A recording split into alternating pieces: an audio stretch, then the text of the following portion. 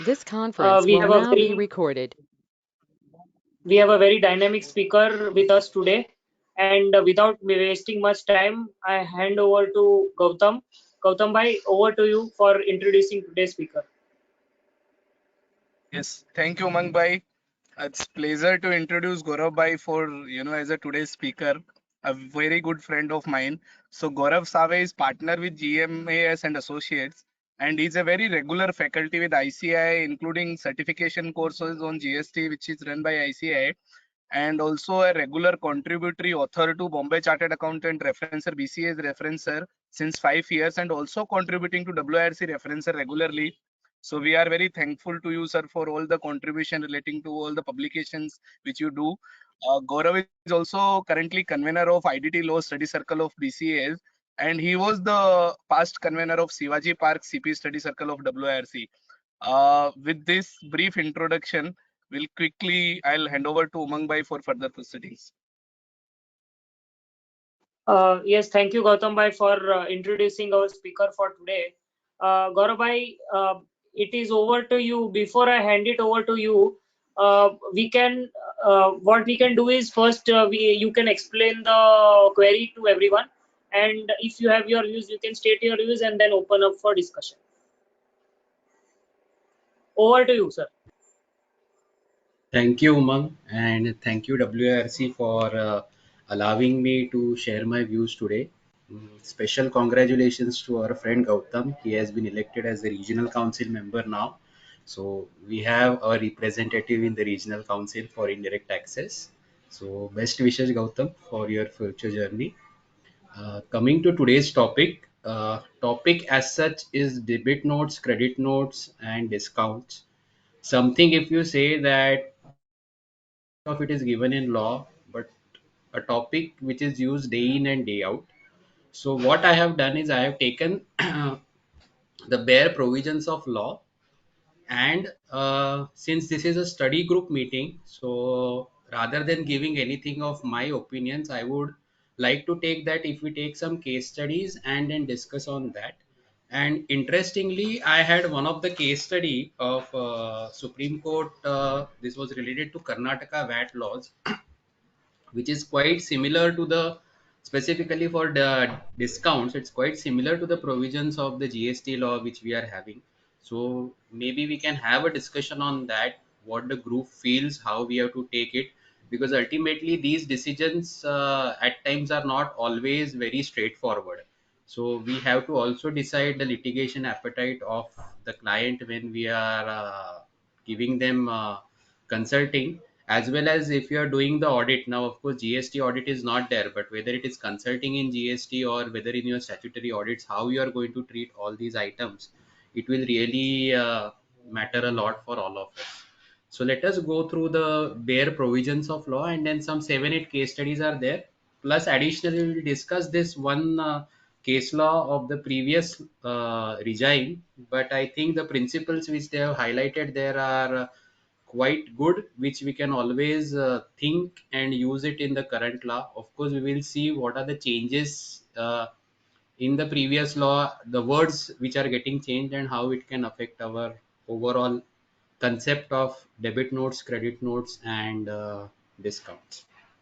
So hope for a good participation from all of our friends here. I'll start sharing my screen.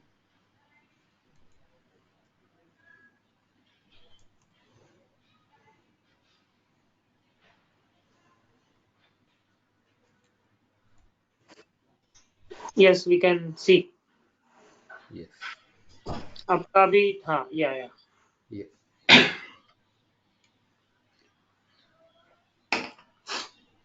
So to start with, I personally feel that section 15 will have a good relevance before we consider what is discounts and per se how the effects of debit and credit notes will technically function. So that is why a bare provisions of section 15 I have put in. I'll just first read out. If anybody has any specific point, then we can always discuss it. But just to have a starter so that everybody is aware with the use of words in the law, I'll just have a bare reading of this section. And if anybody has anything, then we can always discuss these points. Now, section 15 is important because for levy, what we require is a proper valuation, the amount on which we will have the levy. So, section 15 says that value of supply of goods or service or both shall be the transaction value. It stops here that it is the transaction value. And what will be the transaction value? It will be such that which is the price which is actually paid or payable for supply of goods or service or both. After this, it lays down two conditions. The first one is that the recipient of supply are not related and the price is the sole consideration for supply. So far so good in every transaction when the recipient of supply is not related and price is the sole consideration, then whatever price you are actually paying or which is payable, that becomes the value of supply. Now this value of supply, it will have certain additions as well as when you say for the arriving at the transaction value or rather the taxable value what is termed in GST, you will have certain deductions also. So what kind of additions are there? Subsection 2 says that any taxes, duties, sales, fees, charges levied under any law for time being in force, which are other than the GST, whether it is SGST, CGST, UTGST, whichever it is, or IGST, if they are charged separately, these taxes are additionally charged separately, then they will get added. Say for example, somebody is renting out a property and he is charging property tax which he is bearing, and additionally if he is recovering from the lessee or the licensee, then he will have to add that in the value of supply. Then any amount that the supply is liable to pay in relation to such supply, but which has been incurred by the recipient of the supply and not included in the price actually paid or payable for the goods or services. So something which was the duty and liability of the supplier to be discharged and which the supplier is not doing but the recipient is doing on his behalf, then again that will get added in the value of supply.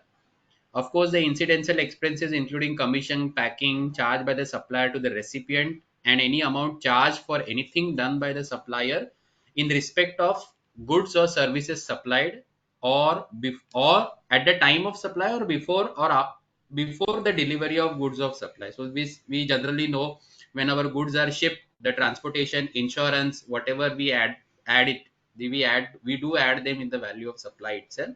So this gets added here. Interest, late fee, penalty for delayed payments of any consideration for any supply, so this is also added, and we have a separate provisions here that this will actually get taxable only and only when they are recovered. So this is the only phenomenon wherein on cash basis you charge, the time of supply is shifted on cash basis for the late fees and interest portion. And the last one is the subsidies which are directly linked to the price, excluding subsidies provided by central government and the state governments. When we see a deductions, the value of supply shall not include any discount which is given. Now the factor is that the discount which is uh, provided for the supply will not be added.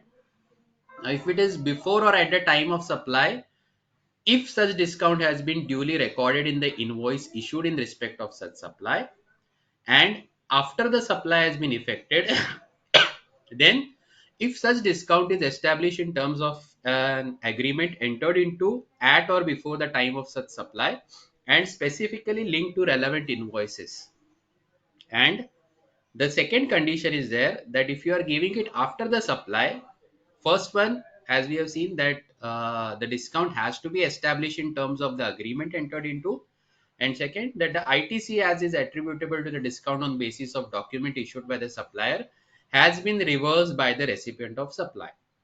So where value of supply of goods, services or both cannot be determined, then of course we shall be determined under the rules.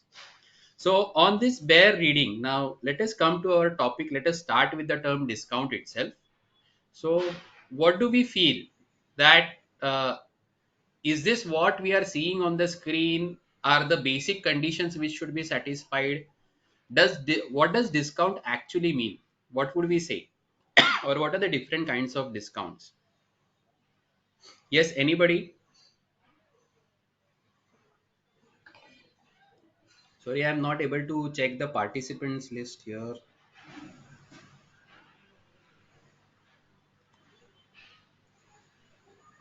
Yes, anybody from the participants? What would we mean by the term discount? Any views? Discount would mean Yeah, discount, rate discount, incentive discounts, or turnover discounts, various kinds of discount post sale, probably. If it is Post at the sale time prop. of sale, it is trade discount, but other than that trade discount, all types of discount given after the supply. Probably. I mean, Oh, that's a general. probably. Okay, so before the supply, any which ways you know, or at the time of supply. So the first condition, I think we can very well easily mention it also. We can satisfy because you know that what kind of discount you are giving. So whether it is a trade discount or a cash discount or whatever. So at the time of discount supply, when you are giving these discounts, that is fairly enough known to you. You can always record that in the invoice, and always you can take care benefit of this particular thing. Now this is very important because if you see section 15 1, then we see here that otherwise what is the price actually paid or payable would be your transaction value. That is, if you are not the related party and price is the sole consideration, so whether or not you record the discount in your invoice wouldn't be a matter. But specifically, if either of these two conditions are hit for taxable supply, that is, the recipient of supply maybe is related, or even if it is they are not related, but price is not the sole consideration in such supply, then what can come to your rescue is a discount. That is, if you are actually recording the discount on the face of your invoice, you are duly recording it on the invoice, because invoice in this case actually can serve as the contract between the supplier and the recipient, then the challenging of your transaction value wouldn't be that easy for the department. So your taxable value, whatever you disclose, would actually come out to be what is the price which is actually paid or payable, and this discount wouldn't get challenged if it is duly recorded on the face of invoice. So this is one of the benefit of 15.3a which you can virtually take. But when you come to 15.3b, that is after the supply has been effected, such supply such discount is established in terms of an agreement entered into at or before the time of such supply and specifically linked to relevant invoices. So I have highlighted the term here such. Maybe if I don't, I have shared this with Umang quite late. If anybody has seen in that copy, I had not highlighted this specific term such, but here I am highlighting this word such, and maybe we can have some deliberations on that. But just before that, let us see what do we generally mean by discount. Now, discount as such is not defined in the law, so just I went out to find out on what are the trade parlance or what are the dictionary meanings. So discount per se means a deduction from the usual cost of something. It has to be a deduction from the usual cost, or something which is regarded as unworthy of consideration because it seems improbable. So it completes not only unworthy of consideration, but because it also seems improbable. Second, I check these two commonly discount terms used. That is, one is cash discount and trade discount, because this incentive linked discount or any other, they can actually form parts of the various kinds of trade discount. But in cash discount, if we say, it generally refers to an incentive that the seller offers to a buyer in return for paying a bill before the scheduled date. So there is a condition which is coming here, a precondition which is coming here, that the seller offers to a buyer in return for paying a bill before the scheduled date.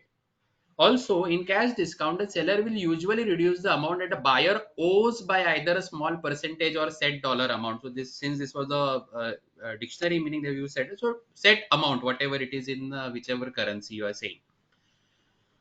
Now, does cash discount when you give post supply, will you have any effect here, or is it a separate transaction in itself? Can you link a cash discount to the supply, or is it a separate transaction in itself? By going through the meaning, or anybody has any different views on cash discount?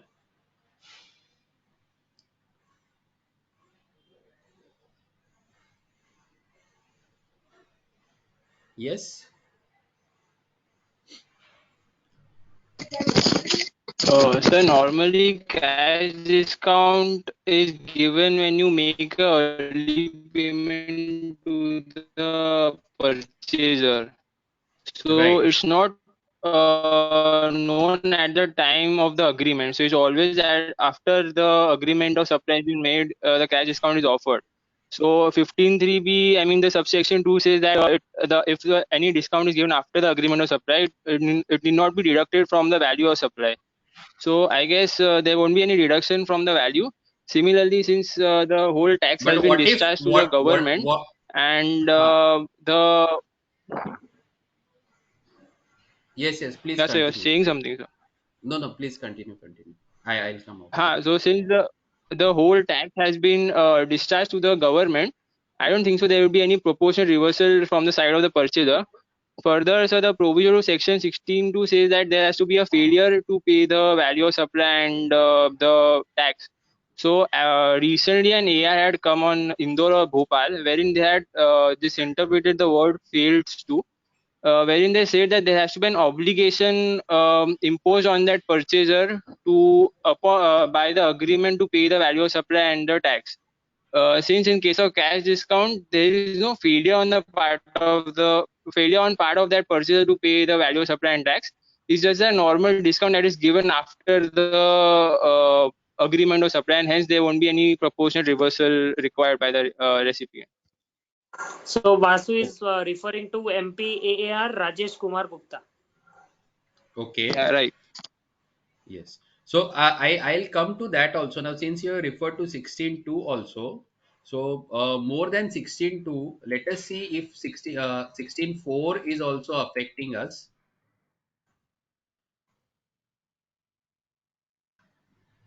Okay, no, 16.4 is for this credit note. So yes, 16.2, I'm yes, reading you are right. saying. Yes, yes. Huh? So you are saying per se that cash discount is beyond after the supply. But what if when you are purchasing and over the counter there is a deal? Now one is that you have got a credit limit of say 6 months, and then you say no, I'll pay you in 4 months, you give me some discount. What if you say that I am paying you outright? So it is at the time of supply. Can such discount also come at the time of supply? So the cash discount. Cash discount, yes. But sir, 15(3)(a) is as far as also at the I know, time there of is no supply. agreement for.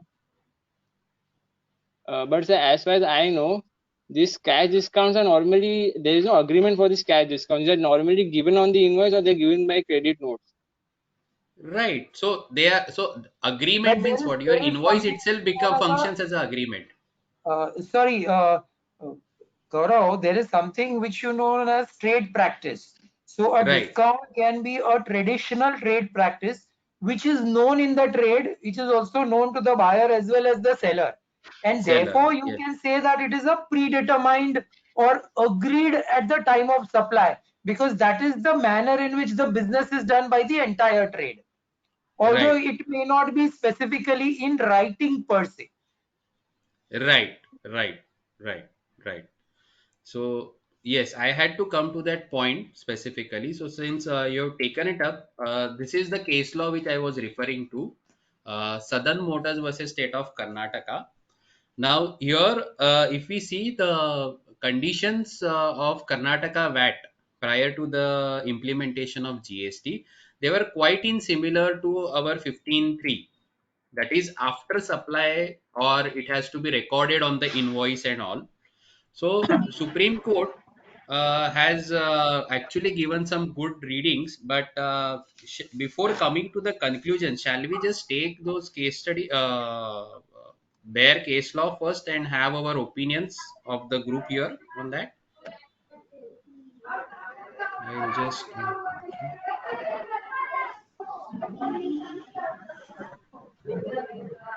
Okay. Anil sir, Yeah, request you to mute yourself. yeah, my screen is visible, right? Yeah. Okay, so this was in favor of the assessee, this particular, that is trade discounts effectuated subsequent to the original sale, but evidenced by the contemporaneous documents and reflected in relevant accounts are deducted under provisions of VAT. So the question here was whether deductions under Karnataka VAT could be claimed towards post-sale discounts granted by dealers or manufacturers by issuing credit notes, even if it was not reflected in the tax invoice. Okay. So see here, the terms, what does 15.3 says, that it has to be, if it is at the time of supply, it has to be recorded, and if it is post supply, then such discount has to be attributable to the discount on the basis of documents which has been sorry, it has to be in agreement, sorry, and such discount is established in terms of the agreements at or before the time of such supply and specifically linked to relevant invoices. We have seen what is cash discount, that is something is for the prepayment, a discount which is offered by the seller so that he gets his payment early. And of course, the trade discount is what Vikram sir has rightly said, discount on retail price of something allowed or agreed between traders or to a retailer by a wholesaler. So this can be a trade practice also. Now, frankly speaking, will this trade discount, is it contingent or a predetermined? It might be a trade practice, but will it be contingent upon at the future event, or it is predetermined? Similarly, another question which comes up is, at times when commissions or incentives are paid to the recipient, can they be considered a trade discount or vice versa? So I have these questions, and let us come to the case law first and see what the Supreme Court has to say in this matter.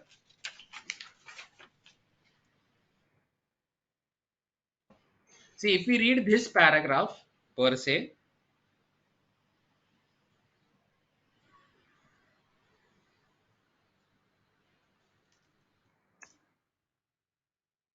okay, the question here was of Rule 32C of Karnataka VAT laws, that it would reveal that all amounts allowed as discount would qualify for deduction from the total turnover to ascertain the taxable turnover and thus the extent of accessibility under this statute. The first proviso, which occupies the center stage of the debate, prescribes that a discount to be eligible for deduction has to be the one which is allowed in accordance with regular practice of a dealer or is in accordance with terms of any contract or agreement entered into a particular case, and the tax invoice or bill of sale issued in respect of the sales relating to such discount shows that the amount is allowed as a discount. The second proviso enjoins further that the account should show that the purchaser has paid only the sum originally charged less the discount. Whereas the revenue insists, in the view of the first proviso in particular, that a discount to be entitled for the deduction to quantify the taxable turnover should essentially be mentioned in the tax invoice or bill of sale issued in respect of the sales. And further, the purchaser has to reflect in his accounts that he has paid only the sum originally charged less the discount. The assessee contended that, having regard to uniform canons regulating the trade practice, a trade discount, though in comprehension at the time of original sale, is not always precisely quantifiable at that point of time and is contingent on variable factors to be computed only on the happening of future events. In any case, however, as the discount eventually sanctioned is tangible and actual, the literal interpretation sought to be given to contents of the first proviso to Rule 32C is expressly illogical and, if accepted, would lead to the absurd results, rendering this provision redundant and unworkable. Now, question here is, when we say about the cash discount is also dependent on happening of certain event, that is the recipient offering to pay the due which was payable by him to the supplier. Now, for that due, he is asking for a discount. So, first question is whether that is a separate supply in itself, or whether you can link that to this supply. And if you can link this to supply, Then the contention, what there are various other contentions, but I would like to have a discussion first on this point. So whether when you are paying this particular offering this, so if it is linked to this supply, can you consider that this was as a part of the trade practice what sir has mentioned, or the same similar thing when it comes to the trade discount, whether they are incentive linked discount or any other point of discount, turnover discounts. So all these points also, they are dependent on certain happening of certain events. So can such contingent events be considered as they are in terms of the agreement between the buyer and seller, if there is a trade practice actually prevalent for that? And what if there is no trade practice for such kind of things?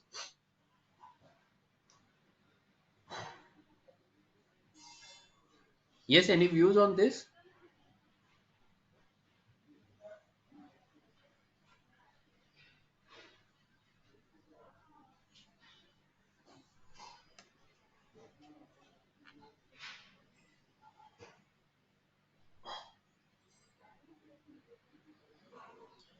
Can this contingency have any effect on the bare provisions which we are given in the GST law? Yeah, so Gaurav, yeah, go ahead, Vasu, go ahead.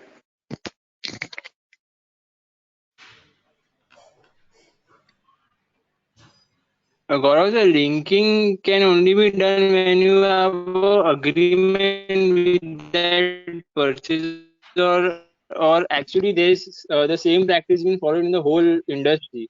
Like if I'm selling a textile, I'm on other, my competitor is not offering, it cannot be said that it's a trade practice. And to link something to some particular invoice, then there has to be a particular agreement that, see, I have entered into an agreement that I provide you cash on if you pay me this amount in 40 days or 30 days. So if the particular discount is not at all established in that agreement, how can we prove that the same is being linked to some invoice or some party? So see it, okay, so you are saying it is a the question of linking it to the invoice is also equal condition which is here. But see, as far as trade practice is concerned, trade practice may not be restricted only to what everybody in this industries follows. There are like in Mumbai, if you see, after every pani puri or after every what do you say, shev puri, you demand one suka puri, Yeah. right? Certain stalls are there that after sandwiches they give you a aloo slice. But if you go in other parts of the country, you may not get all these things, right?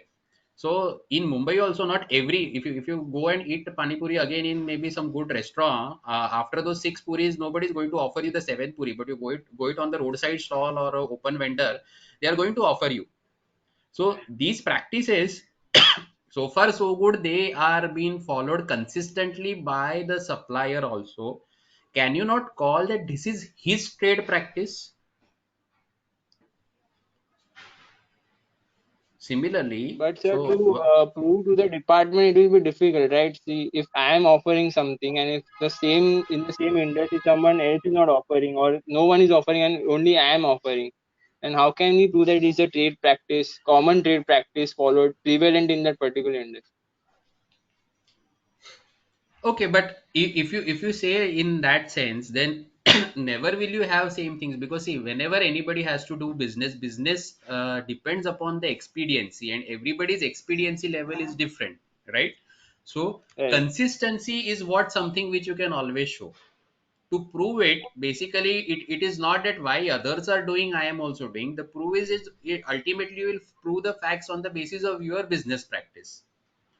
So how can you prove? Basically, say suppose say you are having, say that, take the same example of pani puris. Okay, in a packet, if you get 30 pani puris, so generally in 30 pani puris, assuming that every of the there is no damages, so you will end up selling only 5 plates, right? You cannot end up Right. selling 6 plates of pani puris, because it is 5 plus 1 always. So that consistency if you maintain, then why cannot you prove that this is some trade practice which you are doing? It may or may not be documented, but everybody knows. If you go from some particular shops, Like there are some shops wherein with vada pav you get some onions, some those somebody gives wafers and all those things. So these are practices. Sometimes you go and buy some clothing, then they give you some points or something additionally, or maybe some gifts are offered continuous. There are so many stores Sir, where we know that. So Yes, I yes. just want to add one thing that 15.3b. Sir, I mean Hmm. there are only two conditions. Like either you record the discount on a particular invoice, or you either pass it to a credit note. But if you are passing it to credit note, there has to be an agreement. So if we say कि नहीं, it's a That's what. trade So practice, I agreement, don't does think it so mean that that it should be a written agreement only?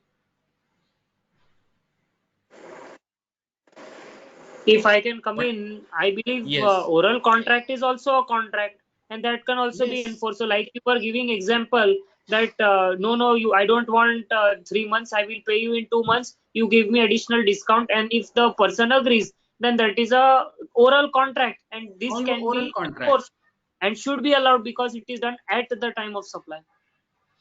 Yes.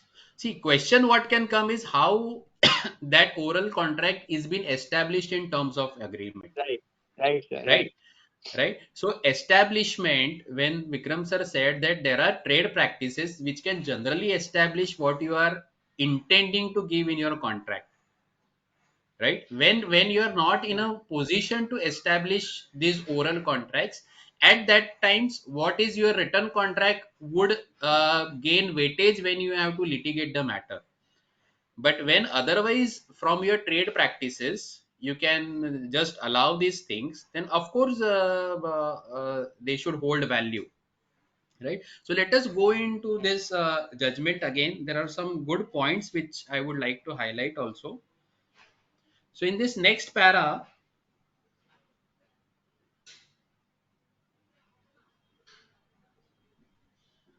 just 1 minute.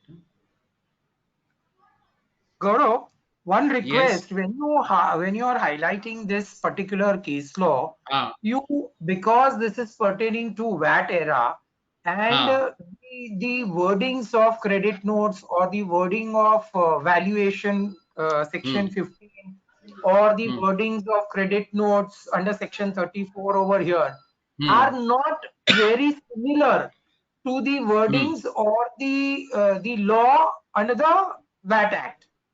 How hmm. would that different uh, you know written law affect Yes, or distinguish the decision given in that Karnataka High Court decision, yes, Karnataka VAT yes. decision? Yeah. Yes. So what I would do, exactly the point. So what I have done, I have gone through this judgment, and there are quite similarities in the terms wherein the principles of this law judgment can always be used by us. Like the point which you rightly highlighted, that is of the trade practice. How will you establish that? Okay. Second, when you are saying now, it is easier said and done that for the department that such discount has to be established in terms of contract or terms of the agreement. But is it practically possible also to establish a discount which is a post facto discount? Now all these kinds of discount which we are discussing, these are post facto, like what Umang said. Yeah, what I said, that 3 months and 2 months mein baad mein aake bolunga. Do I know today that how much I am going to give the discount? There is a different need in business wherein today's date I may not agree for a cash discount. तो मेरे को 6 महीने बाद ही दे, मुझे कोई problem नहीं, पर पूरा पैसा दे.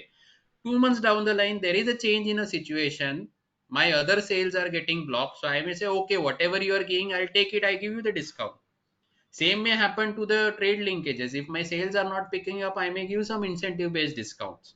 So all these factors which are really contingent enough, what I had actually posed the question here, is it contingent or predetermined? Because if they are not per se predetermined, how can you even establish them that in the terms of contract at the time of supply itself? So for that factors we will see, and of course, if there is a revenue neutrality, then how do you really interpret these terms? The interpretation of these terms of such supply. Now, what is that such supply? That also we'll see. So I'll just come to these points here with the similarity of the Karnataka judgment also.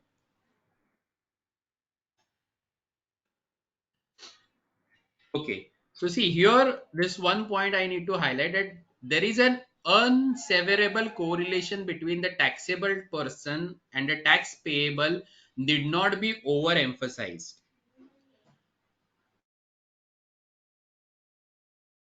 So this was also one of the important noting which the Supreme Court had also taken, that the tax sorry, the tax payable need not be overemphasized. That is, when we are going in the strict interpretation of these terms of correlating a discount which should be established in terms of contract, okay, then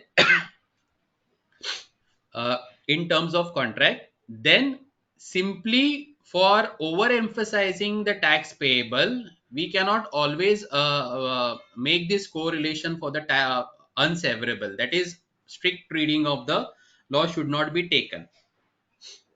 The tax liability, to reiterate, would be contingent on the sale or purchase price in the eventual sale or purchase price to be essentially reflected in the return of the assessee.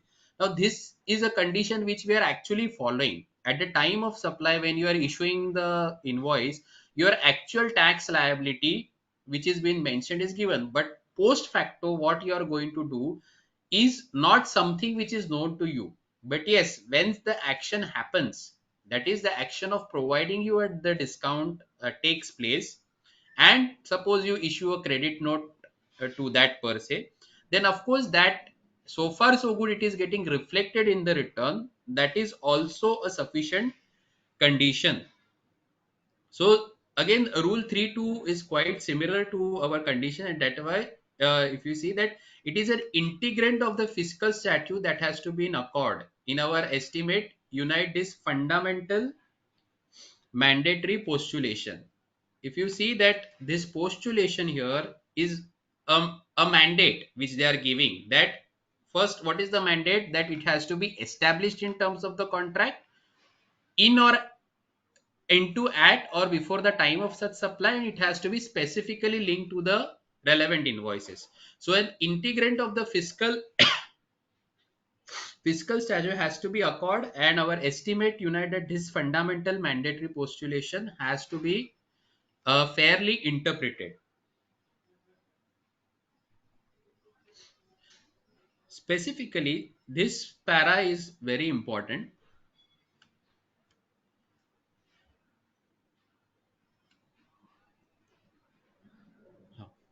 In the matter of common experience, that is, in the present contemporary competitive market, trade discounts not only are dependent on variable factors, but also might be strategically not disclosable at the time of original sale or purchase, so as to be coviably reflected in the tax invoice or the bill of supply. Now, is this not a very important point, that when we are doing the business, trade discount, as what is rightly highlighted by the Supreme Court, they may not be actually disclosed, and sometimes, yes, of course, for the strategic intent as well. So, will this reading have any impact, or will the law has to be read in its pure letter without the spirit of the law, or is the spirit of GST also in line with what is given in the letter of the law? Is it at one place telling the business that come what may, you have to follow, this is the law of the land, there wouldn't be any change, this is the exact words and conditions which we have actually given?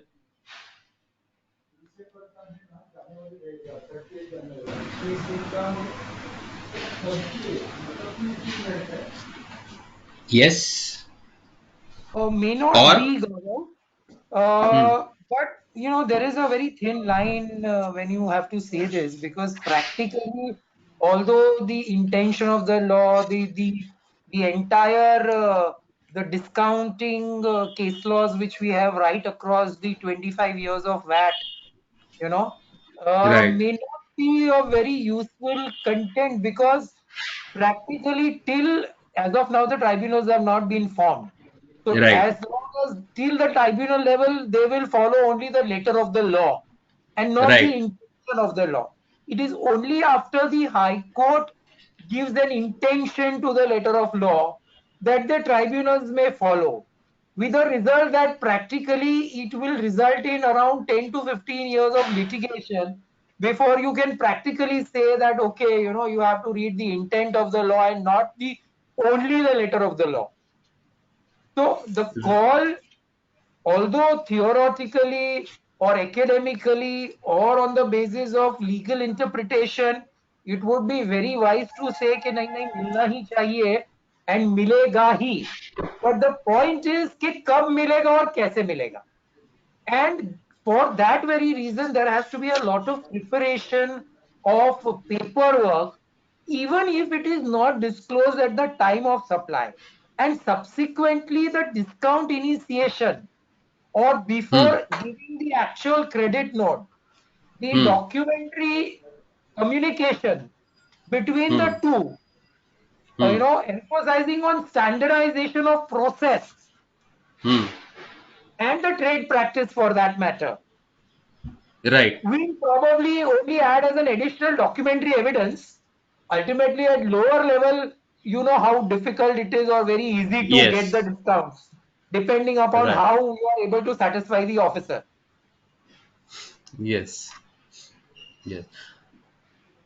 Right. So, till the time the law settles, or we can say the law matures to that extent, that we will always have this particular point.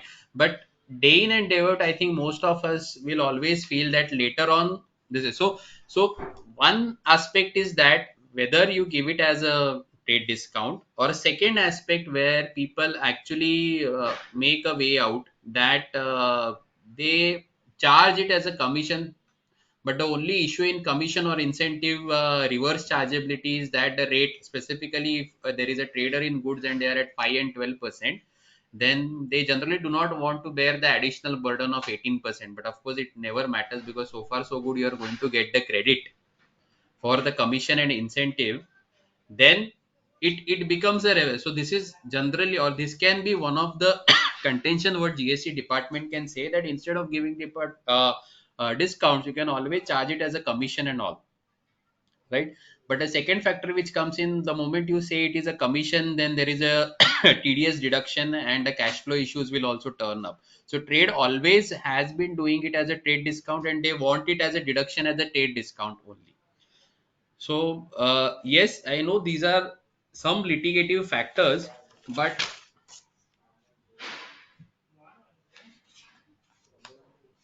one,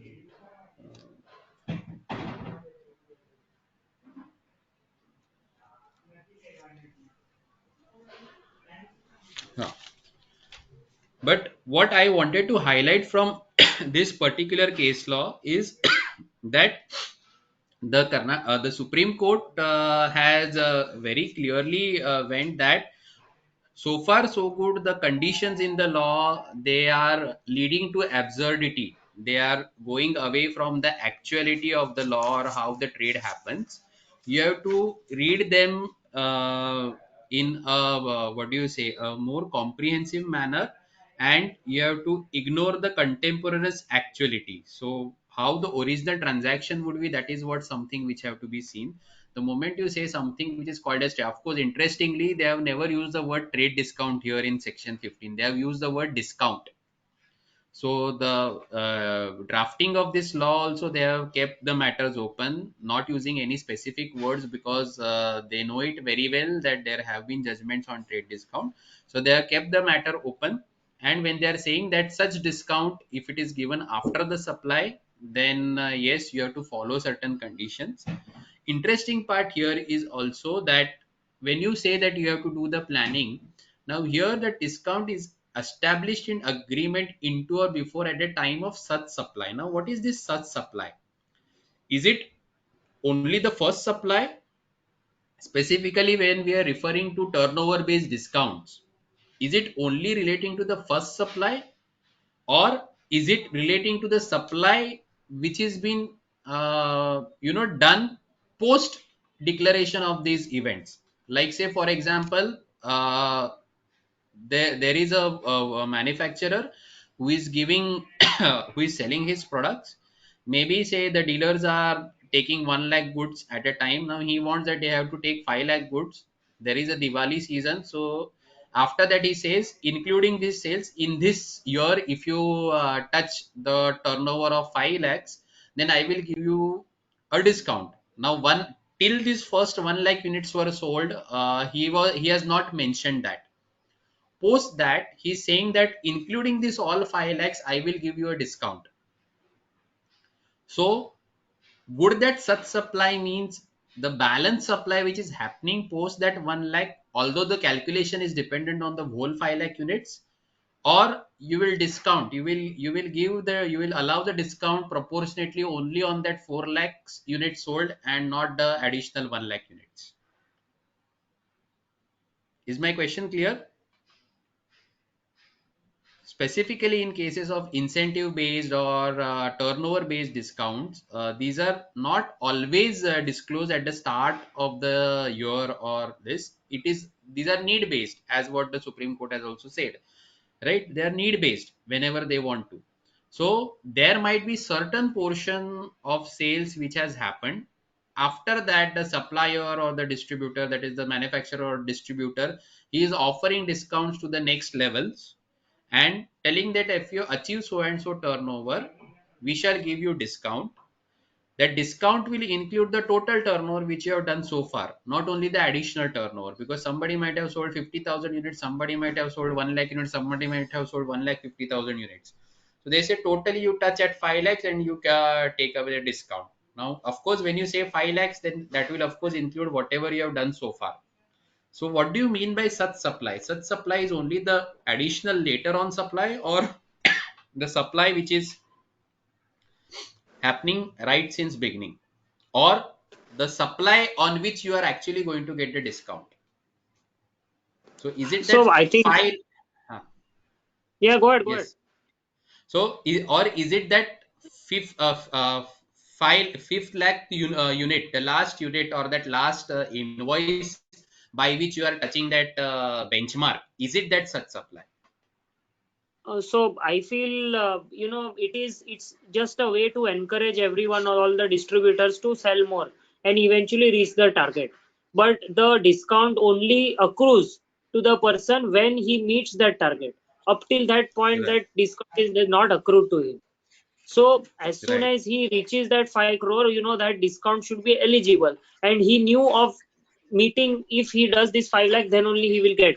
तो वो बाद में बताया, Right. that is irrelevant, I believe. And as soon as he meets the 5 lakh and he knew that he is going to get discount, that I believe is enough. And he should be eligible for taking deduction. On the whole of the In my supply. view. Yes, that is my view. Yes. Any alternate view here?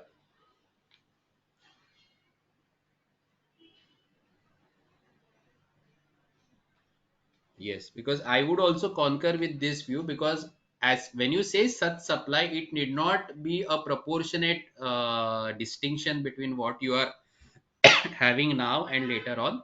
You can very well know now a portion of supply has been over. Later on, even if you are telling what are the terms of the future agreement to avail the discount, the later part of the discount, the calculation mode is based on 5 lakh units, but the discount is actually given for the supply which is happening from that point of view, from which you are actually sharing these new terms of agreement. So when we say you will get discount on 5 lakh unit, that means you will have to give the discount on that. The interesting point what will come here is about this second condition, specifically linked to the relevant invoices. Will you link it to the whole invoices, starting from the invoices which you have actually issued before agreeing to these new terms for giving the discount on achieving of the target, or will you link it only to the invoices which are being issued for the supply which has been executed after the initial after the discount has been disclosed? Because even if it is after supply, then we will have to make sure that if we are going in the letter of law, right, till the time maybe say high courts give a proper judgment on how the law is read. Okay, so if we are going in the letter of law, it is not only one that it is has to be established in terms of contract, but then how will you specifically link, or to which invoices are you going to specifically link?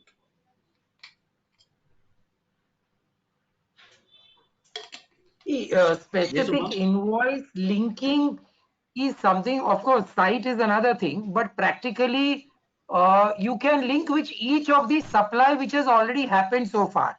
Let's say you reach the 5 crore limit of at let's say 1 ton.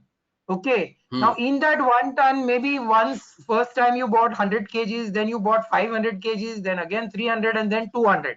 So each Hmm. of the 100, 500, 300, 200 are invoices which can be linked to the discount. So there can be practically, of course, because of the portal with each invoice, we were raising each credit note practically, Hmm. but otherwise you Yes. can have one credit note and discount giving reference to all these bills, and then on the Yes. total quantity, whatever is your eligible discount.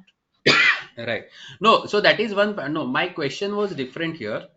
Yes. That yes, now with the changed debit note, credit notes, you can give one single for a year. But my Hmm. question was that at the start of the year, I had not given a discount. Hmm. I generally, as a trade practice, when I have to boost my sales, I bring in this discount factor at say after 4 years, 4 months, 6 months down the line, Hmm. right? So Hmm. whatever sale or supply which is executed post I declare this discount, should I tag only to them, or should I tag to the whole of the supply executed throughout the year? Because for calculation purpose, Hmm. achieving of the turnover, I will calculate it from the start of the year, but discount I have disclosed only say after in the mid of the year. So by that time I might have achieved 300 tons, I might have achieved 500 tons. So here again, Gaurav, I personally feel that your track record will come into the picture. Say last year you had declared that on 4 crores and above, I will give you a discount of 2%. So you know Right. all the last years and you have been regularly dealing with him. So only the announcement has come later. An announcement of the scheme can be seasonal. My business is in a continuous process, and everybody who's dealing with me prior year also and current year also knows that in the prior year I had given this discount. So with all probability, the trade practice tells me that in this year also, barring the limit up and down, you are going to give me the discount. So Right. But if, also include a lot of research on the manner in which the business is being undertaken and everything. And if you are able to prove this track, then you can link it from the 1st of April because you have declared it accordingly. And you can also okay. argue, according to me, that when to give discount is a prerogative of the person who is making the supply. So my outflow should not be affected and my business should not be affected. So I may decide that all the discounts, although I may declare it just now, but the actual Hmm. flow of credit notes will only start in December for that matter. And I will see your track record from April to December, and then probably the actual implementation of the actual discount giving may begin. So that merely because I have declared it, I have reached the turnover, but I gave it 3 months later or I gave it a month earlier, should not Hmm. affect, according to me. Of course, this is all practical. So Legally, again, I then don't this is know in the spirit of the law. spirit of the law. Spirit of the law. Absolutely. Absolutely. Right. This is in the spirit of the law.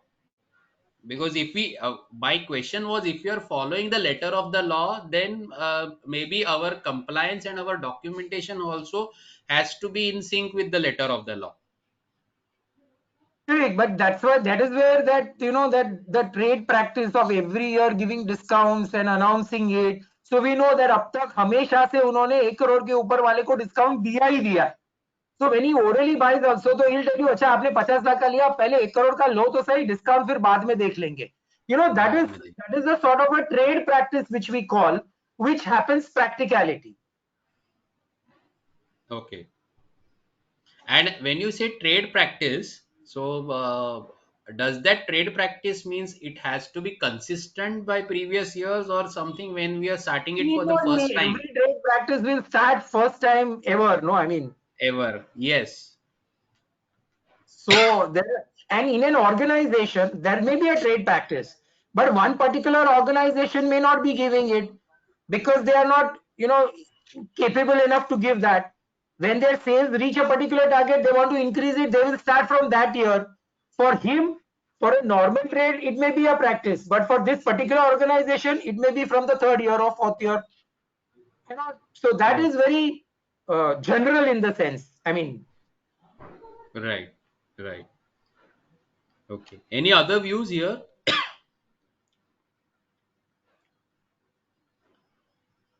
Okay. So I'll just summarize this case study, the case law, and then we'll move on quickly ahead. So what the Supreme Court had said here is that trade discounts which are effectuated subsequent to the original sale but evidenced by contemporaneous documents and reflected in relevant accounts are deductible under the provisions of Karnataka VAT.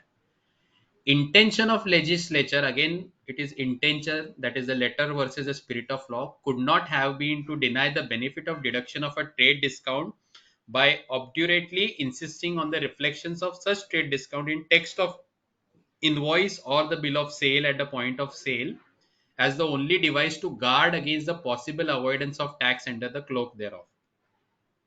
Axiomatically, therefore, the interpretation to be extended to the proviso involved has to be essentially in accord with the legislative intention to sustain realistically the benefit of the trade discount as envisaged.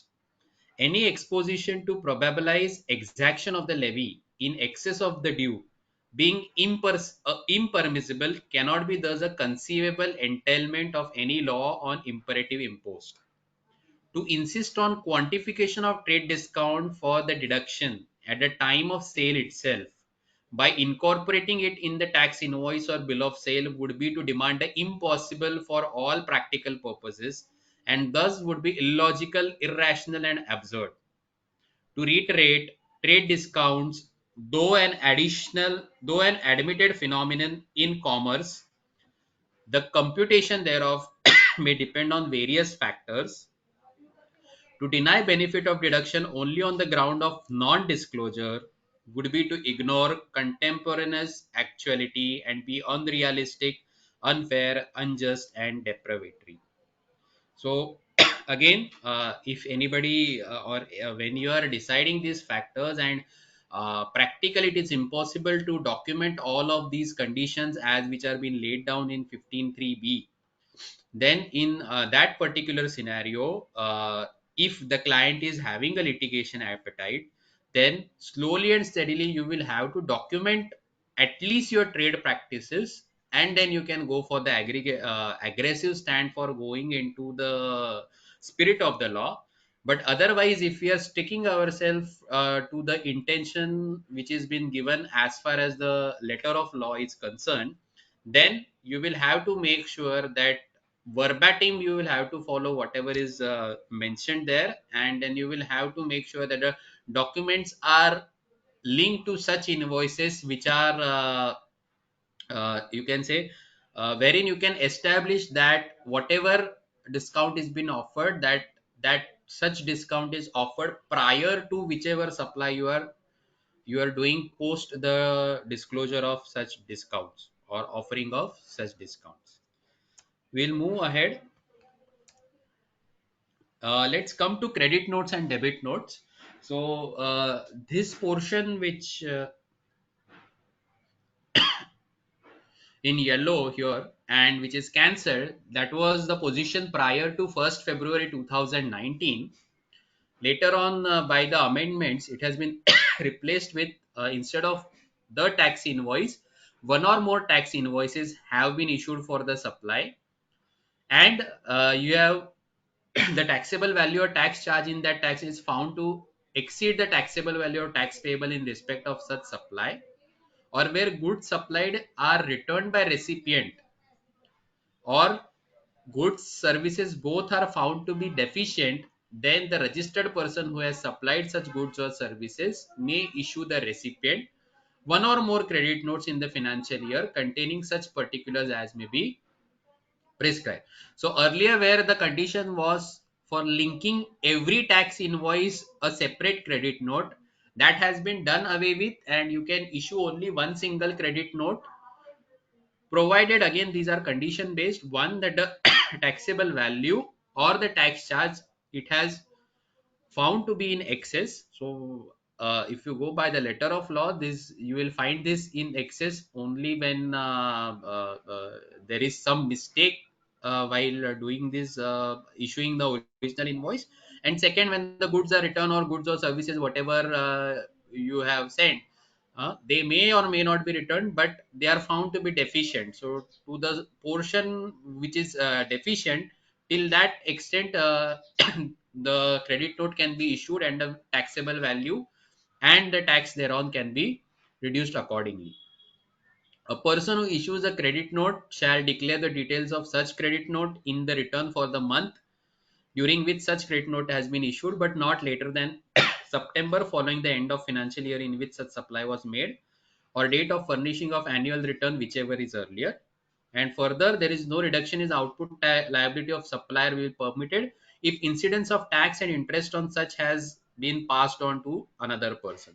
So there should be a corresponding debit note, as well as now if we see currently now the other language of law is not changed, but if you know that earlier there was the mechanism, or rather not earlier, it is still available in the legal law, the mechanism of GSTR 123. But now with coming of GSTR 2B, whatever actions which the supplier does, so that is his invoice and then reversing it through credit note, will automatically ensure that there is reduction in the output liability of the uh, uh, recipient, sorry, reduction in input credit of the recipient, and that is why there is no incidence which is being passed on.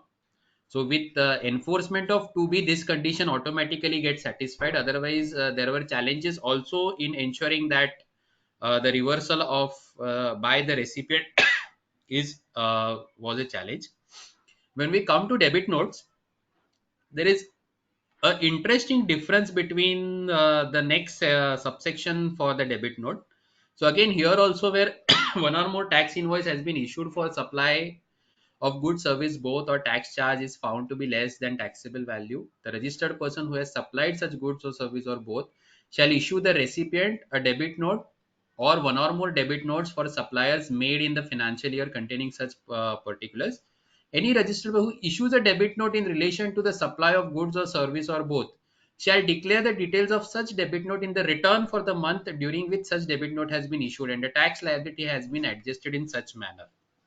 Expression debit note shall include a supplementary invoice. Now, if we see 34.2 prescribes a limit by which you can issue the credit note, while 34.4 doesn't prescribe any such condition by which you can issue a debit note. Okay, so does this have any relevance, or some what would be the intention of not actually keeping a limit for issuing of the debit note unlike credit note? And what happens practically that if you miss out this September deadline for issuing a credit note and later on you issue a credit note, how would you do that?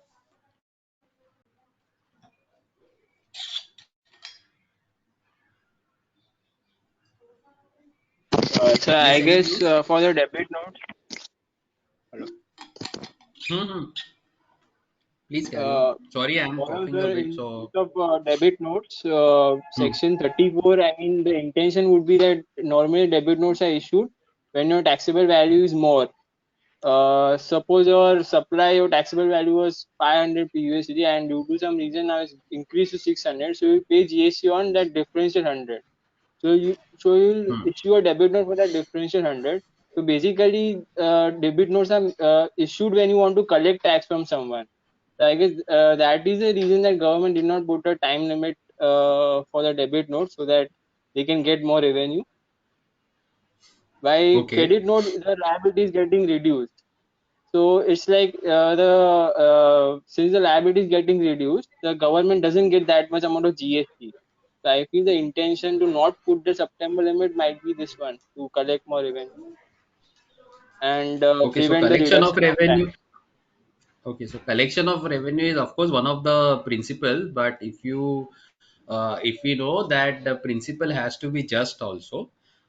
One reason why I can see that there is no condition laid down for debit notes is you can take the common examples of the escalation clauses. Now see, for every tax invoice, it has to be for a supply, and specifically if we see the projects which are going long, or maybe even take last 2 years, when because of pandemic the economics had changed substantially in most of the factors, right? So in those cases, if the supply is not stopped, right, the supply goes on continuing and supply is completed also, even if you are going by certain principles of completion, percentage completion method, or achieving certain milestones, right, your supply is complete. For issuing that additional values or maybe escalations, you need certain approvals. And in business like your discounts, this factor is also something which has to be mutually traded between the two parties. But if your supply is already completed, and if we know the provisions for the issue of tax invoice, that a tax invoice cannot be issued for the factors without the underlying supply. Tax invoice should go hand in hand with the supply. So the only way in which you can do the escalations, because the supply has already been completed, is through a debit note. Supplementary invoice, we know it is only for that intervening period wherein you get the registration, you have applied for the registration and you get the registration. But otherwise, there is no mechanism in law wherein such escalations can be tapped and linked to the supply. So to link that specifically with the supply, and yes, of course, there is a loss of revenue is one point if they don't allow this. So to avoid that, it is important.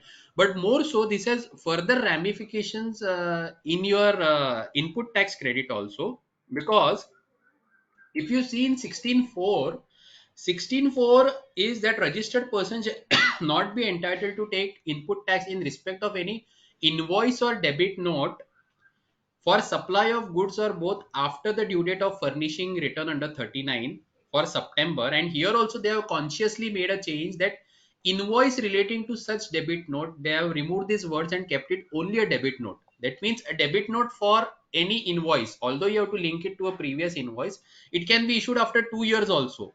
But that debit note should also allow the recipient to take the credit. On one hand, they will not simply collect tax, but they will also have to provide the input. So they are maintaining the fairness of law by making the necessary change in 16.4 also. So this is what I would like to highlight. Is there any other point anybody wants? Else we will quickly go into those 7 case studies, and these are the basic rules. I Similarly, they have just made this. Yes. I just Yes, wanted Umang. to ask for debit notes, since we Hmm. discussed that there is no time limit. Now, Hmm. I agree that there the words linked uh, Hmm. link to that invoice is removed. Hmm. But Hmm. what about the credit eligibility if debit note I'm raising today, for like you were saying about escalation and the I should get now. They have consciously removed these words invoice relating to such debit note correct, pertains. correct. So So now, if it so is removed, then yes, then I will have to see the date of debit note. So if okay. my debit note is dated in financial year 21-22, the Hmm. time limit by which I can take credit against that debit note is due date of September of 22. Okay, got it. Umang, in Yes. this regard, they have, I guess, issued a circular also, CBIC, clarifying this. Okay, yeah. Okay. Sorry. Yeah, I'll just move on. So let's take these things and we'll quickly grow. How much time we have? Okay, we have around 40 minutes left. So some 5-6 case studies are there. So on this background of the provisions of credit notes, debit notes, and discount, and whatever we have discussed, we can have some quick answers here. So first one, whether the applicant can avail ITC of full GST charged on invoice of supply or proportionate reference of same is required in case of post purchase. One, that is cash discount for early payment of supplies given by supplier of goods to the applicant without adjustment of GST. And second, incentive schemes provided through credit note without adjustment of GST by the supplier to the applicant. Okay, so we have not discussed this part, but is my query clear? First one, Yes. there is a credit note which has been issued to, assuming there is a credit note which is issued for without GST. So what we generally call in trade parlance as a commercial credit note, not a GST credit note. You are issuing a commercial credit note. So I have issued a commercial credit note. I have knocked off my account. But does that require that the recipient has to also reverse the ITC?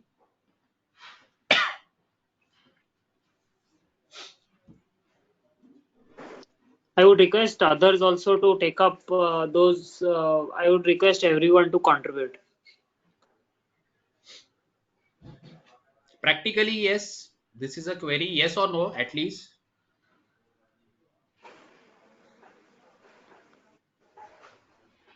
Oh,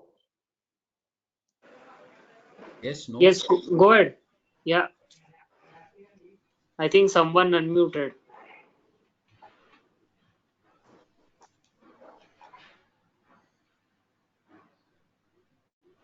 Acha, are we facing this issue practically or not?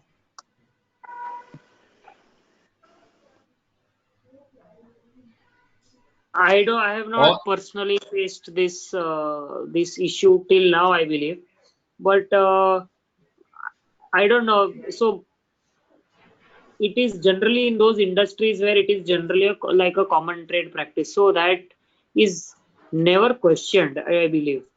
no. So see, if we go here for the discounts for 15.3, Hmm. assuming that this cash discount was a later factor, right? What we were discussing.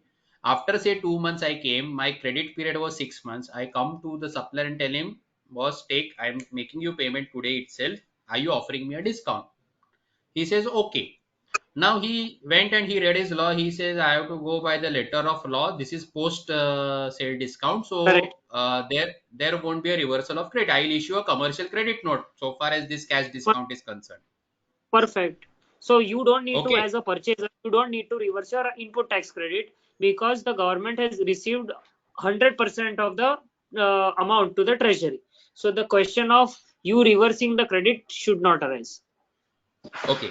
So basically, you mean that since this will not fall as a discount under 15.3, this will not also be a deduction for Yes. section 50 to term the value of supply. So value of supply remains same, say assuming 1 lakh only. And Hmm. if that cash discount was offered as 10,000, that 10,000 will not get reduced from the value of supply. So since Hmm. value of supply for the supplier is 1 lakh, that is what is the value of supply which is remain for the recipient also. And tax on that should get should be available as a benefit of credit to the recipient. Correct. See, the Just point is, yeah. I just to add, see, the point is, you have received the goods and services. So that yes, the argument that you've not received the goods and services is not there. This is just a settlement of account, and this is between the parties, and therefore this is just an entry which is passed in your books of accounts. That is why it's like a financial credit note. so So the you question consider of this as a constructive payment.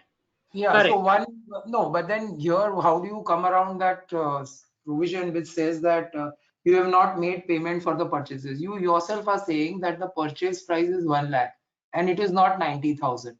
And the 10,000 discount you are recording it, let's say you don't reduce it from the purchases, you are showing it as incentive or discounts on the credit side of your P&L account. In such a scenario, how do you justify the section which says that you should have paid the purchaser in 180 days so as to get the full credit? Now, why the credit corresponding to 10,000 should not be reduced? This is not my question. This is the general problems which you face when the superintendents ask you this question. Right. So that's where lies the justification that because of section 15.3, because of section 15.3, now if you say it for 180 days, it is a second aspect. As far as valuation is concerned, what was the valuation of that supply? Assuming both the parties were not related and there was no other influence because of which that was the price was the sole consideration, that is the invoice value 1 lakh. Now as far as deductions are concerned in 15.3, we came to one conclusion that we will follow the letter of law and there needs no reduction of price. That is the reason the price will remain at 1 lakh only as a trade practice, because we are settling, I'm agreeing to it, I as a supplier I'm agreeing to a reduced value. To agree to that, in contractual terms I am issuing a credit note which in itself will suffice that you have settled my account, because I am agreeing to 10,000 rupees less as a cash discount is a confirmation from my side that you have settled the account. So as far as payments for that 180 days or the full payment for the purpose of 16.2 is considered, then it is very clear that 90,000 has been paid through cash or bank and 10,000 has been paid through this settlement of 10,000 through a credit note issued by the supplier wherein he is agreeing to that lesser amount. As far as ITC is concerned, I have an invoice still which is valuing for 1 lakh rupees. The taxable value of that invoice is matching with the provisions of 15.3, and thus on that taxable value, whatever ITC is levied, that should be logically and legally available to my as a input tax credit. This would be my take here, unless any counter view, and we can have discussion on that. Just further extension, uh, since you have argued this, also continue to argue why it is not a separate supply. Hmm. Why it is not a separate supply? No, but then this cash Because discount is accountingly, more so because accountingly, you have treated it as a separate income head, and purchases have not been reduced, because when you reduce the purchases, the impact, practically understanding of accounts is that you have got a discount in relation to that transaction which you have recorded by way of reduction of that particular purchases. so my second question So here I'm would just trying be, to be the devil's advocate, no, because no, that is I got it. I got it. So shall we account this as a separate supply, or I am accounting this as a reduction of supply? The only thing which I am not doing is I am not doing any GST adjustment because the GST law does not provide for it.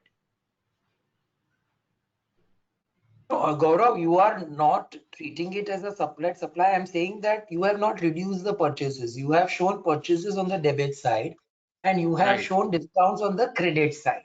And when this is right. the face of the balance sheet or profit and loss account, that is Hmm. where the department argues that because you have shown it as a separate line item on the credit side of your P&L, it is a separate supply. And therefore, we need to argue out to say that, okay, in effect, it is a link to the same one. When you go to the link, you will Right. say you have not reduced your purchase price. So both in a way are connected, but then each of the uh, thing has to be separately explained in a separate preposition, sort of. Preposition. So again, in accounting, one is you show it separately. The debits are pure and the credits are pure. Second, I am reducing the value. I am reducing the value in purchases. But when I have to explain, I am just telling that this is my total purchases are 1 lakh only. That 10,000 is the accounting effect by which it is getting reduced, and it is the second effect of that, because we are in double entry system. The second effect of that leads to constructive payment, a netting off of account. But that constructive payment is happening only and only when I reduce my purchases, the value of the purchases. But the transaction value and the accounting value, they can always be two different aspects. One, Uh, one, one. yeah, go Yes. ahead, go ahead. No, so all I Huh. wanted to say was, can't you argue that however you account for it, the nature of the transaction does not change? Therefore, even if I am showing it the discount on the credit side, the purchase on the debit side, the nature of this transaction remains the same, whatever nomenclature you give.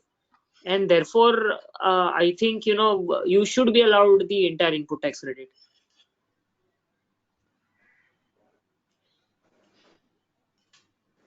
Okay. Hello. Yes, sir. Anybody now, what Yes. sir has said means practically yes, when superintendents do come, you will have to think from that angle also. But do you feel the explanation maybe which I had given or Umang had given, does that would that justify? Or as a devil's advocate, what sir has raised the point that yes, in totality, when we say that 10,000 is been actually a settlement of account, so it is 10,000 is a separate line item. Will they consider it as a service, being anything other than goods, and maybe ask you to pay GST in the nature of say any service in the nature of commission or something? So will that be another proposition which may come up, or this will be the issue till the time the law again settles? Till that time, we'll have to bear for it.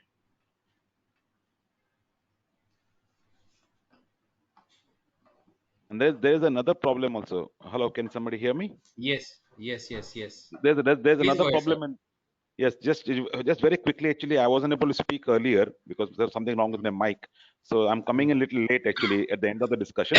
Sorry about that. But just to quickly go ahead, so there are some in our particular case. What happens is that when there is a commercial, what we call a commercial discount, the debit note given, a commercial, this note for discount, and the GST is not reversed by the supplier, Hmm.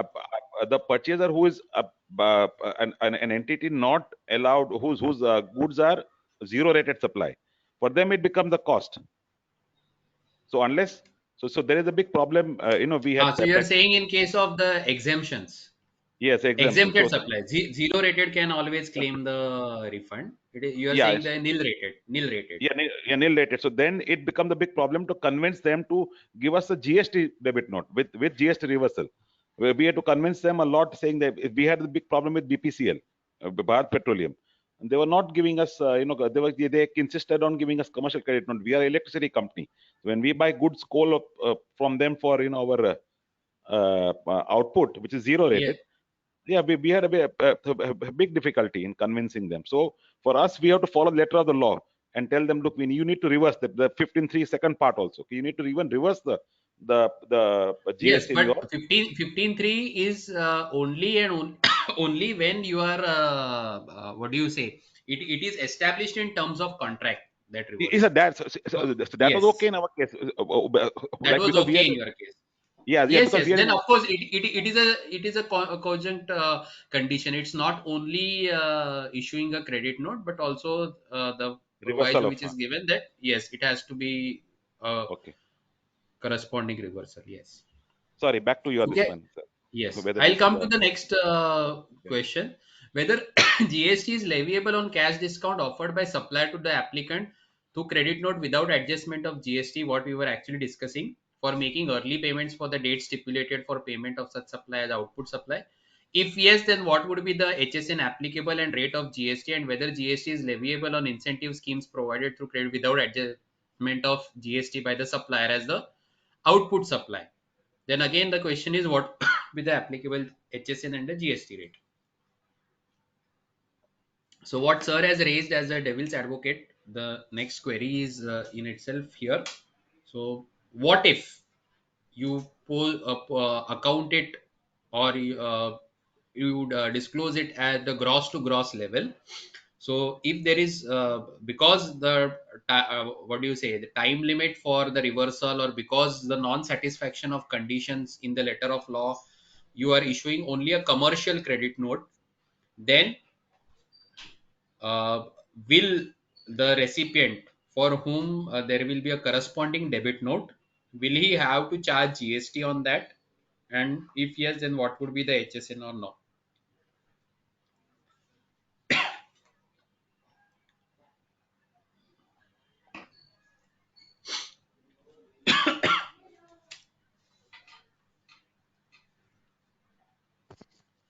Yes. Or we have Gaurav, I concluded think in the our cash previous discount query that is only that being passed on through credit note is just a discount. Section,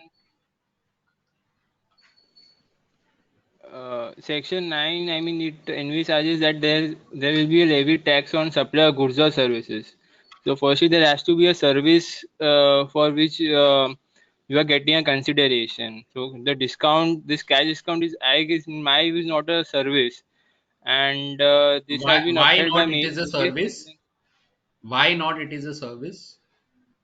So I mean, there's no activity that is being done by the recipient to Where the is the supply. I question mean, of activity? Where is the question of activity in the definition of service in GST? right, sir. But service means anything other than goods, right, sir? Or Right. in So this is include other than money. goods. But Discount is something which is anything to other be than goods. classified as service, there has to be one activity from one person to another. There cannot be something that any consideration that I receive the supply for me. And there actually has to be some activity or some classification, some thing that I'm doing for the other person, and for which I'm receiving consideration. Cash discount just a normal discount that I'm getting, and there is an element of service involved in it. Per se, the definition of service has been made quite broad enough and not restricted itself to the term activity only. Okay. Or whether there are two things. The more thing is that there has to be a supply, and supply has various different forms. So here, when you're per se even reducing your value or you're reducing your receivable, will that not tantamount to supply? As far as consideration is concerned, consideration again need not be in money. It can be in money's worth also. See, consideration in relation to supply of goods or service is any payment made or to be made, whether in money or otherwise, in respect of, in response to, or for the inducement of the supply, whereby the recipient or any other person shall not include any, whether by recipient or any other person, but shall not include any subsidy given by the central or state government, and the monetary value of an act or forbearance in respect of, in response to, or for the inducement of the supply of goods or services to both, whether by recipient or otherwise. This is what is defined in 231. So Yeah, but so what, the cash discount that we are receiving is not for any inducement of any supply or any act done. It's not like a monetary value why not? for of There, an there, there is a complete agreement between the two parties that okay, let's settle this account. You give me the discount, I pay you early. The supplier, okay, I am receiving my money early, whatever dues were there. So I am agreeing to this reduction in value of receivable of 10,000, and for which I will issue a credit note. So the clause that you are referring scheduled is like agreeing to do an act. I mean, agreeing to do an act or tolerate an act. There is Hmm. actually no act involved in this. I mean, it's just a normal agreement of discount wherein it says that see, you sell me this much, or you pay me early, I'll give you a cash discount. It doesn't any supply. It involves a positive action on the side of the supplier. There has to be some positive act that has to be done from the end of supply. I mean, there's no positive act that is involved in a cash discount. Even if we are saying Okay. agreeing to do an act, there has to be a positive act from the side of supplier. So you do not classify that the reduction in value, agreeing to reduce the value of receivable, is an A act. No, sir, I don't classify it as an act that is being done by the supplier. What about others?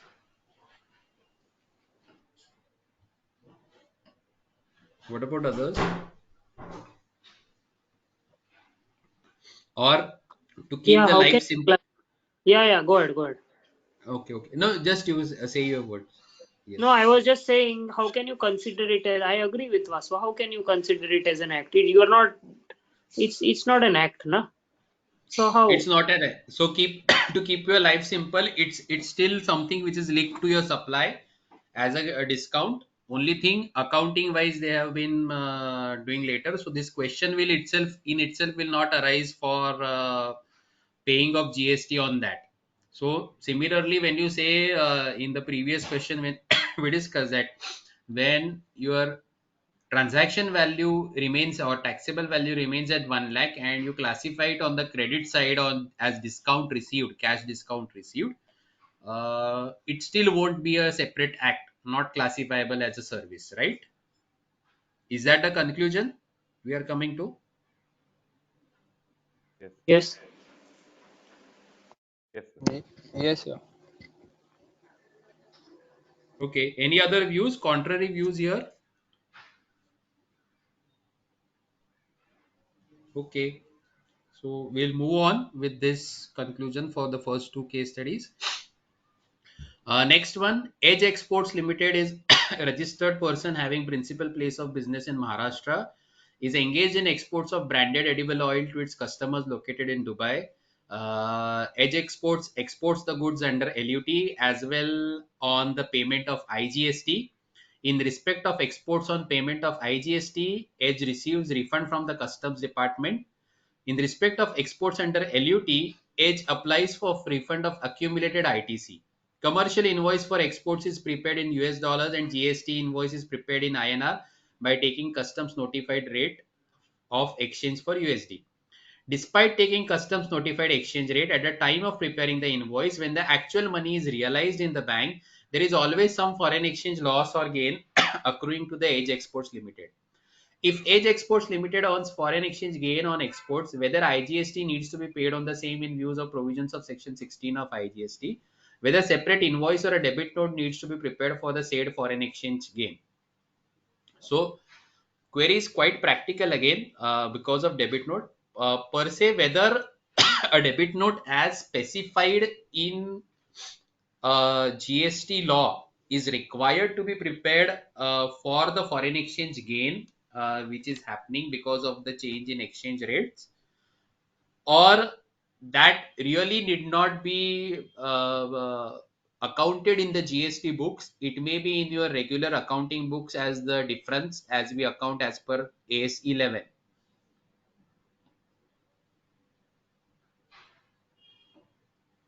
Yes.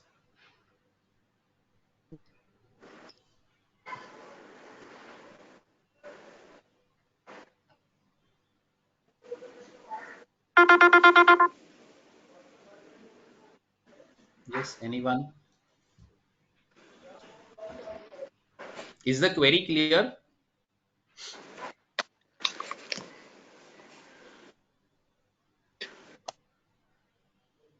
During exports, we all Yeah. know there So is a commercial. Yes. Yes. Yes. yeah. Please go ahead. Sorry. So I just was saying that accounting. So basically, on the date of supply, whatever Hmm. value is there, that is going to be prime. That Yes. small differential foreign exchange gain or loss should not be a factor, and the department cannot come to you saying, you pay tax on it. Neither they will say that the refund No. received So by you is wrong. what happens? That small amount can become a big amount when the transaction is volumeless, right? Hmm. So looking at those foreign exchange gains tomorrow, if the department says that your transaction value has been increased, you issue a debit note No, because so what I'm trying can to they say is invoke basically 34(3)? no. So see, on the date of supply, whatever was there, that that value or whatever. See, you can also presume a value, right? It's not that I have to follow CBIC. For simplicity, people follow that CBIC rate with the custom declares. Then CBIC rate is a weekly rate, if I'm not wrong, weekly Right. average rate which is declared. But if I am to be very correct, I am applying today's rate. Then where is the problem? See, No, but custom. see, if you go by AAC 11, at Hmm, times for your debtors, your export realization may not be immediate, correct. right? So when your export realization happens, or when the Hmm, difference is there, so by the time the documents reach you, at least for 31st March, you will have the gap between the reporting date and your transaction date, recording correct. date and the reporting date, right? Hmm, So whatever gap happens here, do you hmm. will you account for it, or rather will you issue a debit note if the department contends that this is the addition in the value? So you issue a debit note for this, and So, Gaurav, see, on the debit notes cannot be issued for various reasons. Debit notes are issued when both the parties concerned are agreeing to it. That is one aspect of it. Secondly, that is not a consideration for the supply. The consideration for the supply was the consideration in dollars which was to be received. Let's say $10,000 were to be received and yes, $10,000 were received. It is only your yes, accounting that when you booked the $10,000 at the time of exports, their value in Indian currency was, let's say, 7 lakhs of rupees. And now, actually, when it is coming, it is 7,20,000 rupees. So, as far as yes, the customer is concerned, the value continues to remain as $10,000. What he has sent is also $10,000. But the point yes, over here is that what has happened is the difference of value of money which has been yes. received. So it's a manner So it's a of transaction in money, and which is transaction neither in a money. goods, neither a supply service, and that's why it will Yeah, get outside the definition of supply. correct. But one more thing over here, Gaurav, you need to consider is you make an invoice of $10,000. Now that Right, fellow pays $10,000 from his bank to right, his bank right, with all the details of our foreign bank, right. let's say online. Now Hmm, his bank will deduct $50 from that $10,000 as their charges. hmm. And what FIRC you will get is of $9,950. And Right, from that $9,950, you are going to reduce the bank charges which your bank is going to charge you.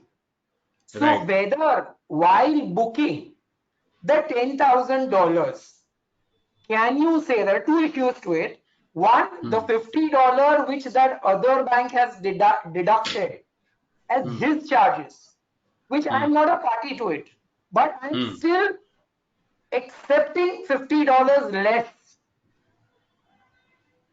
Okay, so whether hmm, that $50 is a service received by me of bringing the money over here or helping me to bring the money over here, hmm, and my bank is merely transporter of that money.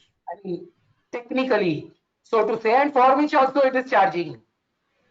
So how yes. will the So department? the question comes whether per se on a safer side can we again go and tell that this is a discount, because as we all know, as far as RBI norms are concerned, the export receivables has to be completed.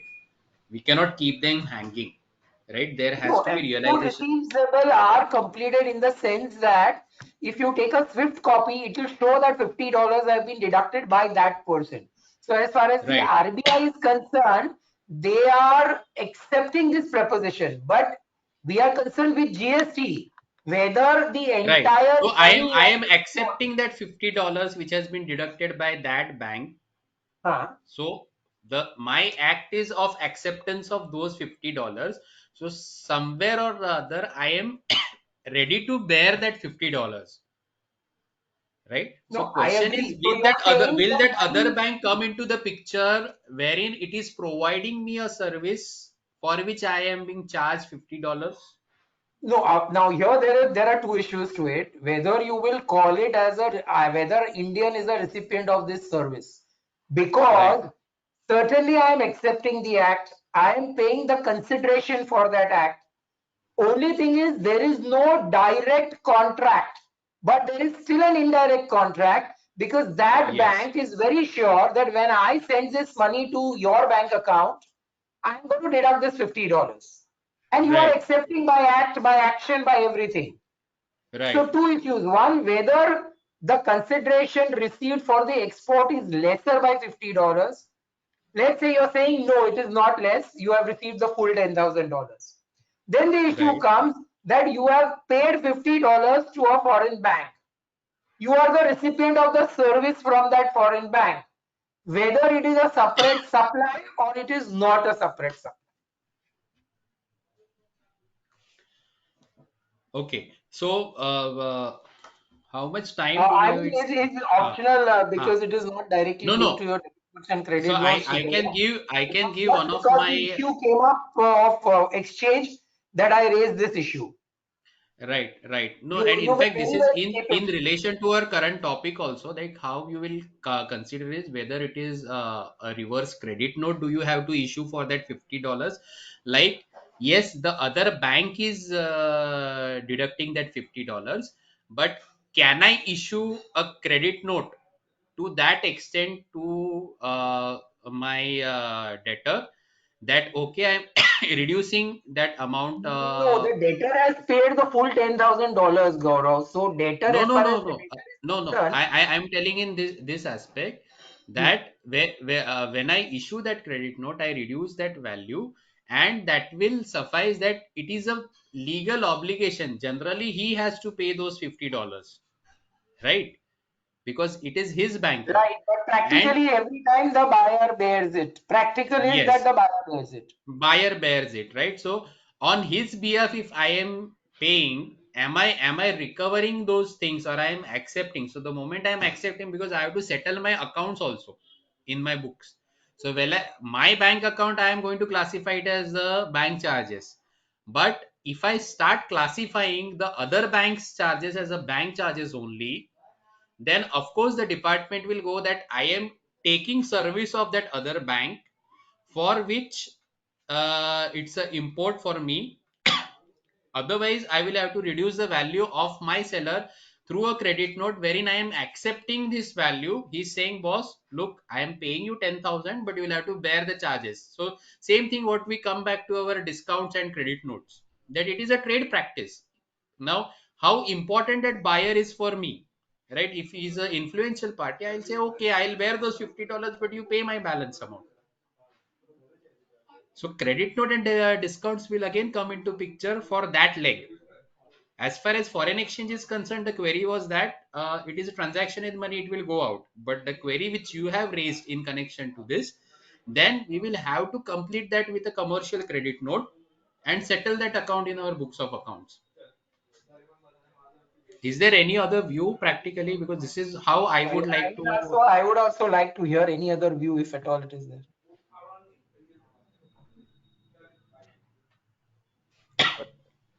But the IGST or the LUT is for the full $10,000 in any case, isn't it?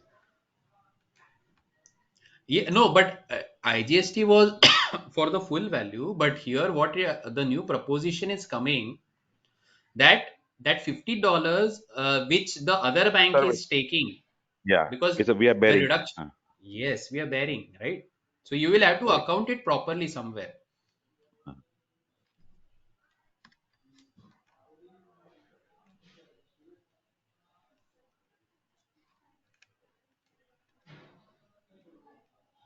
Yes, I have not gone through any judgment or specific in this relation. So if ever this comes as a query to my clients, I think this would be the way in which I would suggest them to issue a credit note and settle the account and keep it closed, rather than showing it as a openly showing it as a discount, or the charges which the other bank has taken and I have received it.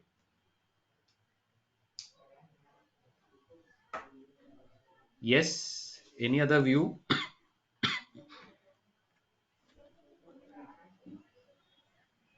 Shall I move ahead? Yeah, please. I Yeah. think I think we can take till 7:05 or so and then conclude. Okay, okay. Yeah. Okay. The next query is Vijay Instruments Private Limited has shipped its goods from HO at Mumbai to its client Adla Badli at Kolkata as per the purchase order. They have made the necessary invoice and supplied the goods along with e-way bill. After receipt of goods, ABPL wants the invoice to be changed to its group company Fugitive Private Limited. ABPL says that FPL Factory is at the next door, so VIPL should change the invoice and give it in the name of the FPL.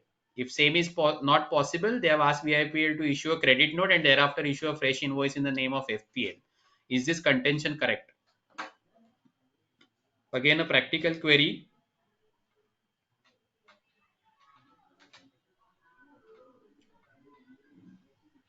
So I think what they should in fact do is, yes, they may pass a credit note, yes, they may issue a new invoice, but for moving the goods next door, again they must issue a e-way bill saying dispatch from Vijay instrument to, No, adla badli like, to fugitive.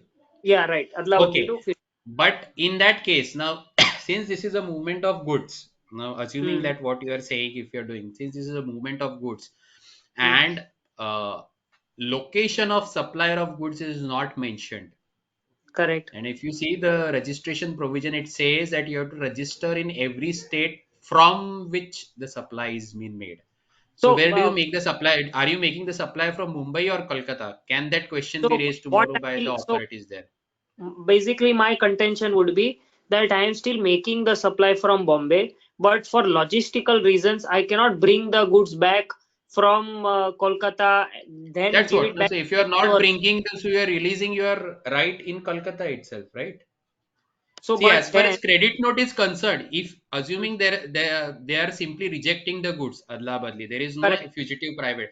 They are getting back the credit notes. Then the supply was originally made from Mumbai, and Hmm, it is in that connection of that supply only you are bringing back the goods. So the correct. That registration requirement contention. wouldn't come. But here Correct. there are now two separate supplies. One, you are reversing the transaction, and a fresh supply is being made to the next party. No, so can't we argue that Adla Badli is rejecting the goods, and instead of bringing the goods back, see, I am not storing the goods there.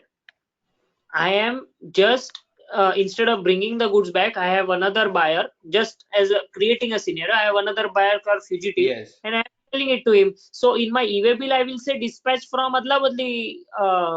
So What do you call? it is as good as an in-transit sale for you, Okay. right? Now here the situation is such that at the time of rejection only you are knowing whom to give it. Suppose Hmm. from Kolkata to Mumbai when it is coming, the goods had reached Raipur and somebody has given you a call, I want the goods. I say, okay, they are in Raipur, you take it. So Hmm. for all these cases, now Hmm. when you are specifically credit note per se is okay, or will it lead when we are satisfying such conditions, will it lead to your issues in registration? No, no. So for in between, you can't do that. In between, see here, there So if I you know cannot some. do for in between, then how can you do it here also? No, but here someone is rejecting the goods, and then I have someone else who is ready to take it up. So that is why I'm in a position to do it. However, if the goods were going to say in Adla Badli, it is going to be there at his Right, place but you or had beyond a somebody period.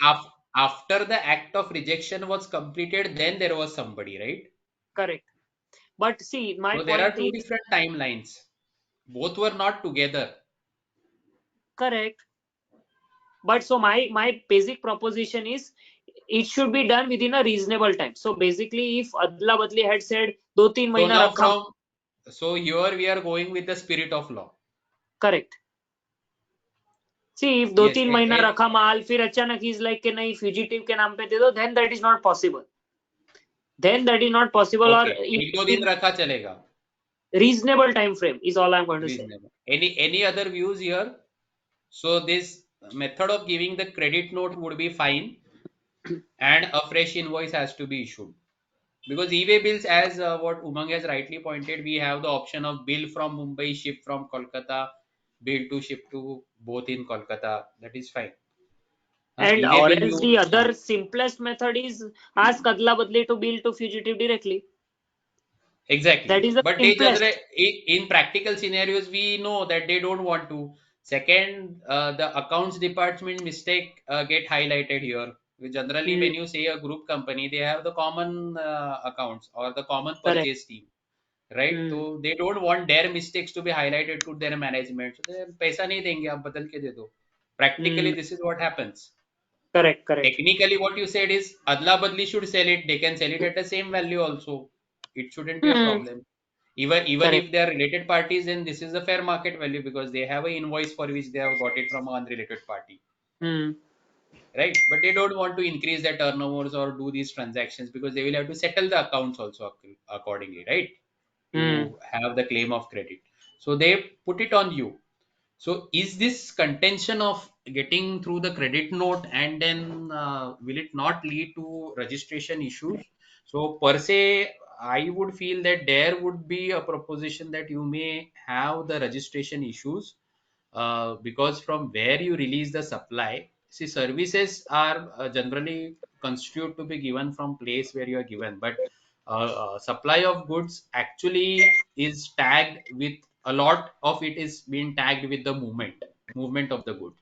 So there can be challenges practically wherein tomorrow the department can always say, although it's a revenue neutrality, whether it is 18 rupees of IGST or 18 rupees of totaling of CGST and SGST, there will be a revenue neutrality. But the way departments are functioning today, we need to be cautious about these things and we have to take care of these factors also. Any other views here? Means one view what yes, Umang is giving, the second one I had given. Any other view which is coming up here or anybody has praised this practically? Gaurav, can you just repeat your view? I missed your view. What you are saying is that we give a credit note. No, Uh, what I would say is that I would insist that Adla only do it. Else, the most safest stand would be I would take a casual registration first, then issue a credit note, uh, give the send the goods there to the next party, but taking these casual registrations again and again is difficult. So what we are uh, practically doing is where in cases where we are having multiple registration, we have informed that as far as possible make sure that your local supplies are been done wherein you are been having the registration. So in case of any rejections and all also your goods are not hanging in between. This correct. issue we Uh, generally also face when we are having a lot of goods which are sent on sale or approval, and at times the time limit is also a longer period when in those approval has to happen. And sales team, as we know, it is at times more overboard than what actually the accounts wants or how the accounts Correct. wants. Correct. Correct. so Correct. one view is received. Nitin bhai, if you can unmute and put your view. Yeah, He's actually, because put it I in the cannot see the chat. messages here. Yeah, yeah, So I'll tell you. He's just messaged. Nitin sir, can you unmute?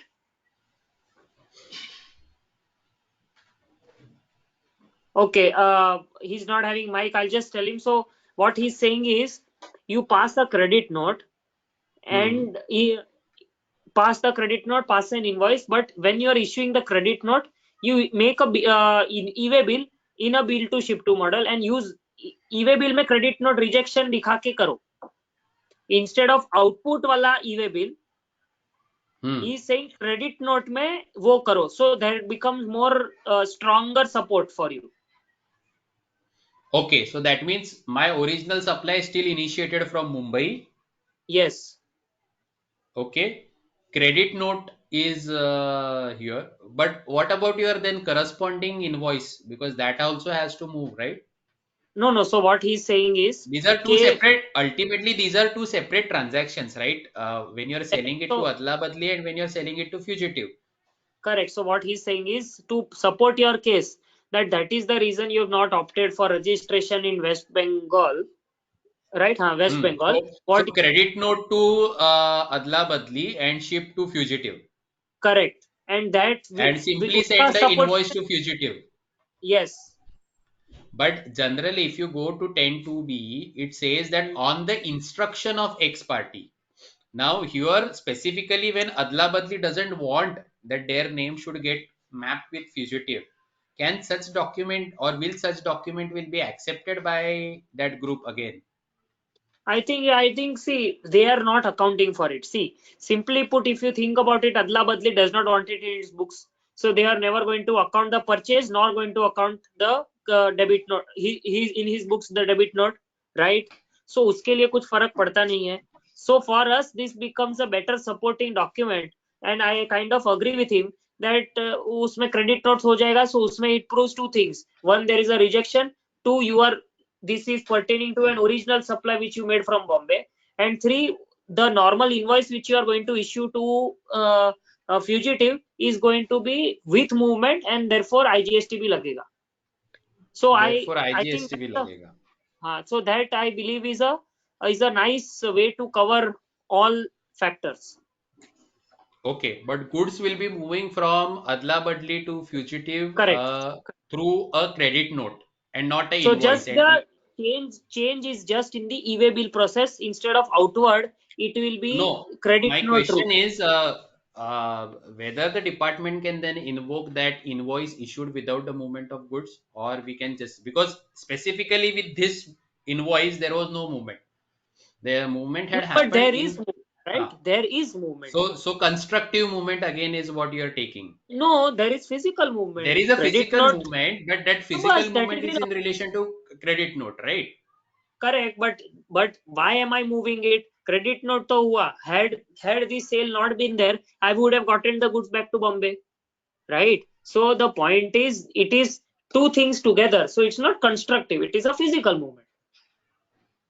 Okay, so you will say that there is a deficiency in the system of e-way bill wherein against a credit note immediate invoice, right, or clubbing of two supplies is not allowed. That is what we are Hmm. saying. So I don't know. It may not be a deficiency also, but I think why not? It's not a deficiency. It's just a better way to show things, See, is what I feel. all of this discussion or exercise is that whether we will be a default for a registration in that other state. Otherwise, what we are discussing is, yes, a credit note to close it and a fresh invoice to pass on the credit is fine. Goods are also moving is fine. But simply to coming down, can department go so much in the literal interpretation of law that uh, uh, they will say that you should have at least done a casual registration?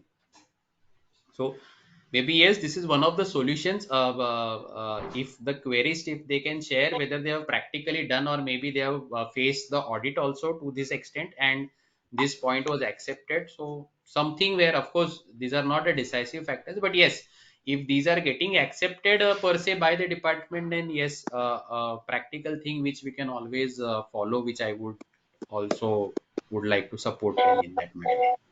Hmm. Okay, I think we should quickly conclude the last three. Yes.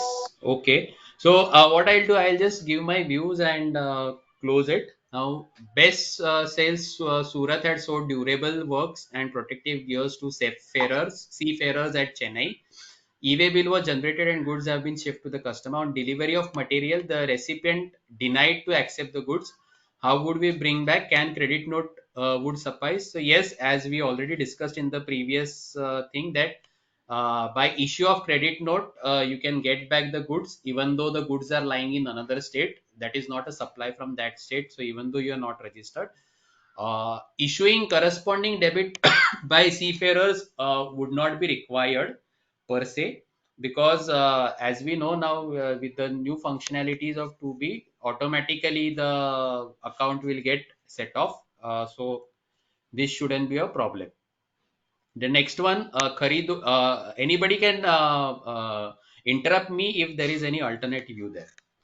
Next one, Kharido or Gumo has launched sales promotion offer buy and fly scheme for retailers to enhance sales to its products.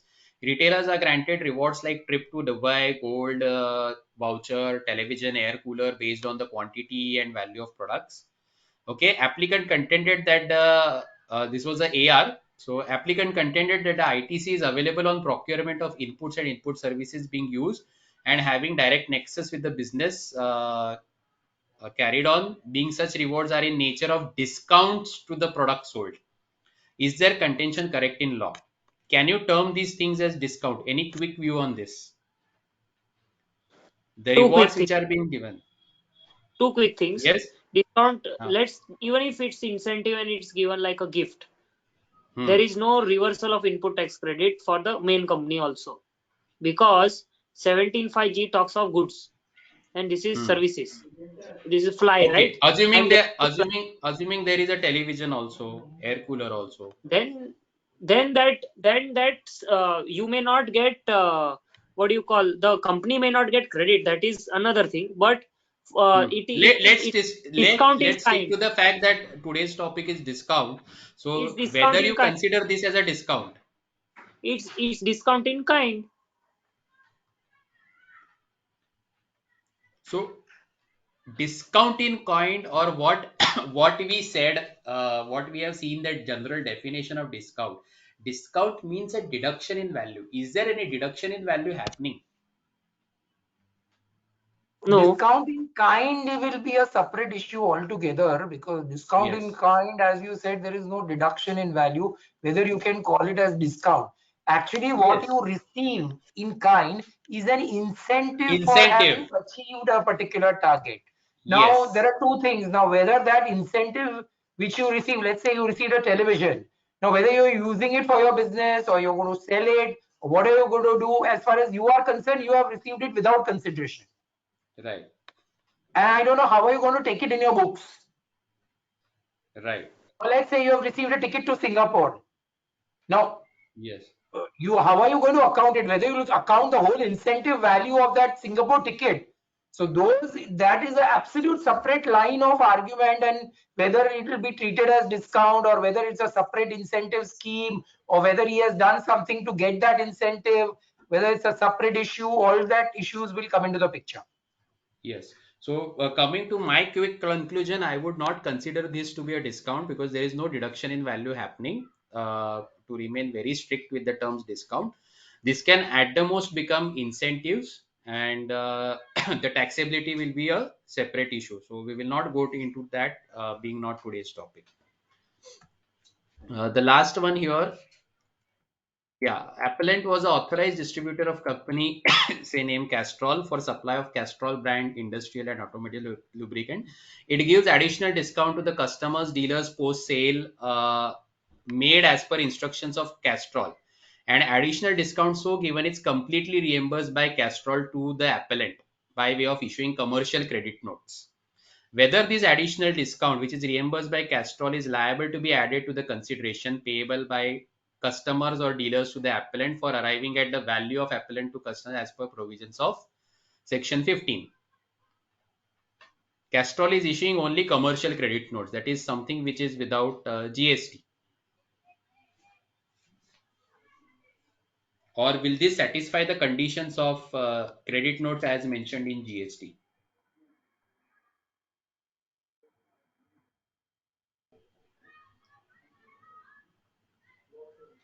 Will you consider this, that the tax will value or tax charge in the invoice, original invoice of by Castrol was found to be excess, hence they issued a credit note and correspondingly they do it, or simply the moment my agent passed it on, or my distributor passes it on to the retailer, I giving.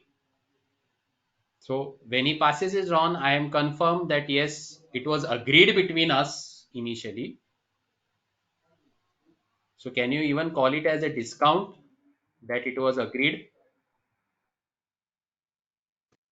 at the time Should of? not be in that case actually get into the contract terms actually entered into between Castrol and these distributors. What is the contract there? Because that would guide us, isn't it, to this question what you legitimately are raising, whether it Right. qualifies as a discount. We are, I mean, how do we? Because I think that can be definitely addressed in the contract. I feel. Yes, so we can definitely address. The query here was that they had issued commercial credit notes. No, correct, sir. The point is, if they have identified them as merely a distributor, and that the actual sale, the transfer of the title in the property would happen only when the ultimate sale happens. Okay, if that is how the contractual flow is clearly coming, then basis that fact, then what you're discussing would be more understandable and correct, right? That is what I'm trying to raise here. Okay.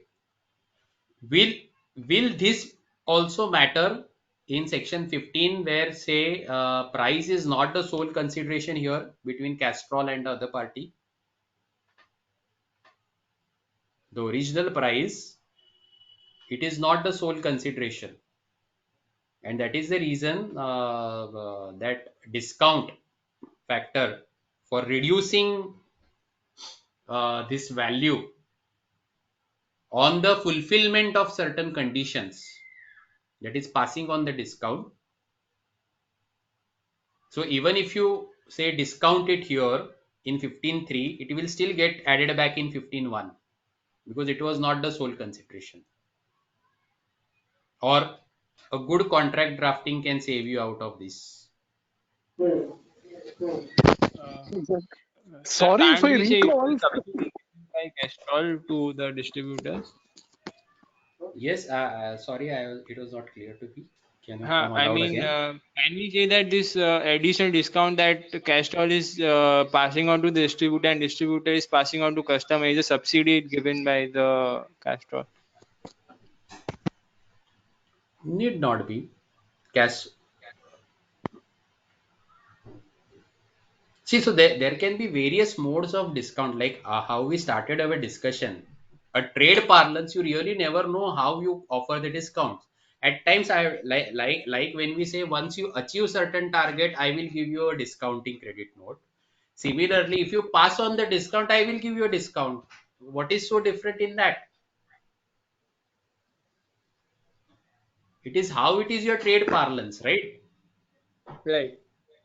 In both the cases, it is dependent on the value. Now, initially, in the start of the discussion, I did not come on to 15.1. Okay, but now when I say 15.1, if in such case, if every time we are going to invoke 15.1, then discount will not have a value per se. So what sir said, now from that query which I had selected from some database, I have not changed the word. So far when it is written there as a commercial credit note, I assume that it is not satisfying the conditions of 15.3. Otherwise, such things are always known, right? When I tell my distributor that you pass on the credit. Now, when I'm saying you pass on the discount, that is also one way that distributor can push the sales further, right? Because for me, it is not only pushing my sales to the distributor segment. At times, I have to take care of the whole supply chain. For overall marketability of the product, I have to take care of the whole supply chain. So such inducements will always be there. But so far, if I am bringing them on record as what is given in the letter of law, then yes, of course, it should be allowed as a deduction. Else, we will someday or the other have to fight with the spirit of the law also. Any other views? Else, thank you from my side. Sorry for extending a bit. I believe Venkatji was saying something. No. I was just wanting to know. I remember Philip's judgment, right? I forgot the Philip's judgment, right, Umang? That it's exactly same question in service tax. They upheld in favor of Philips. You cannot include that. I mean, isn't it the same question we are dealing with? Anyway, time is up. I We think will it pass it was for. Toyota Lacozi, I believe, is what you're referring, No, it's where it's it was Santos said that, distributors. yeah, it was The AR principal is to of Santos. principal.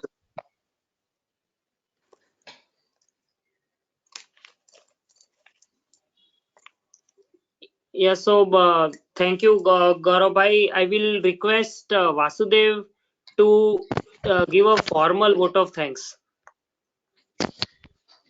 Gaurav sir has taken the topic in great details and discussed the issues with legal citation and explained and argued at length the pros and cons. I, on my personal behalf and on behalf of WRC, give my hearty vote of thanks to Gaurav sir and request all of you to carry with huge applause. Thank you. Thank you. Thank you. Thank you. Thank you. With this, we conclude our session. I request we will issue new details of the next session soon, and I request everyone to stay tuned for the same. Thank you. Thank you. Mishra ji आप बंद कर सकते हैं।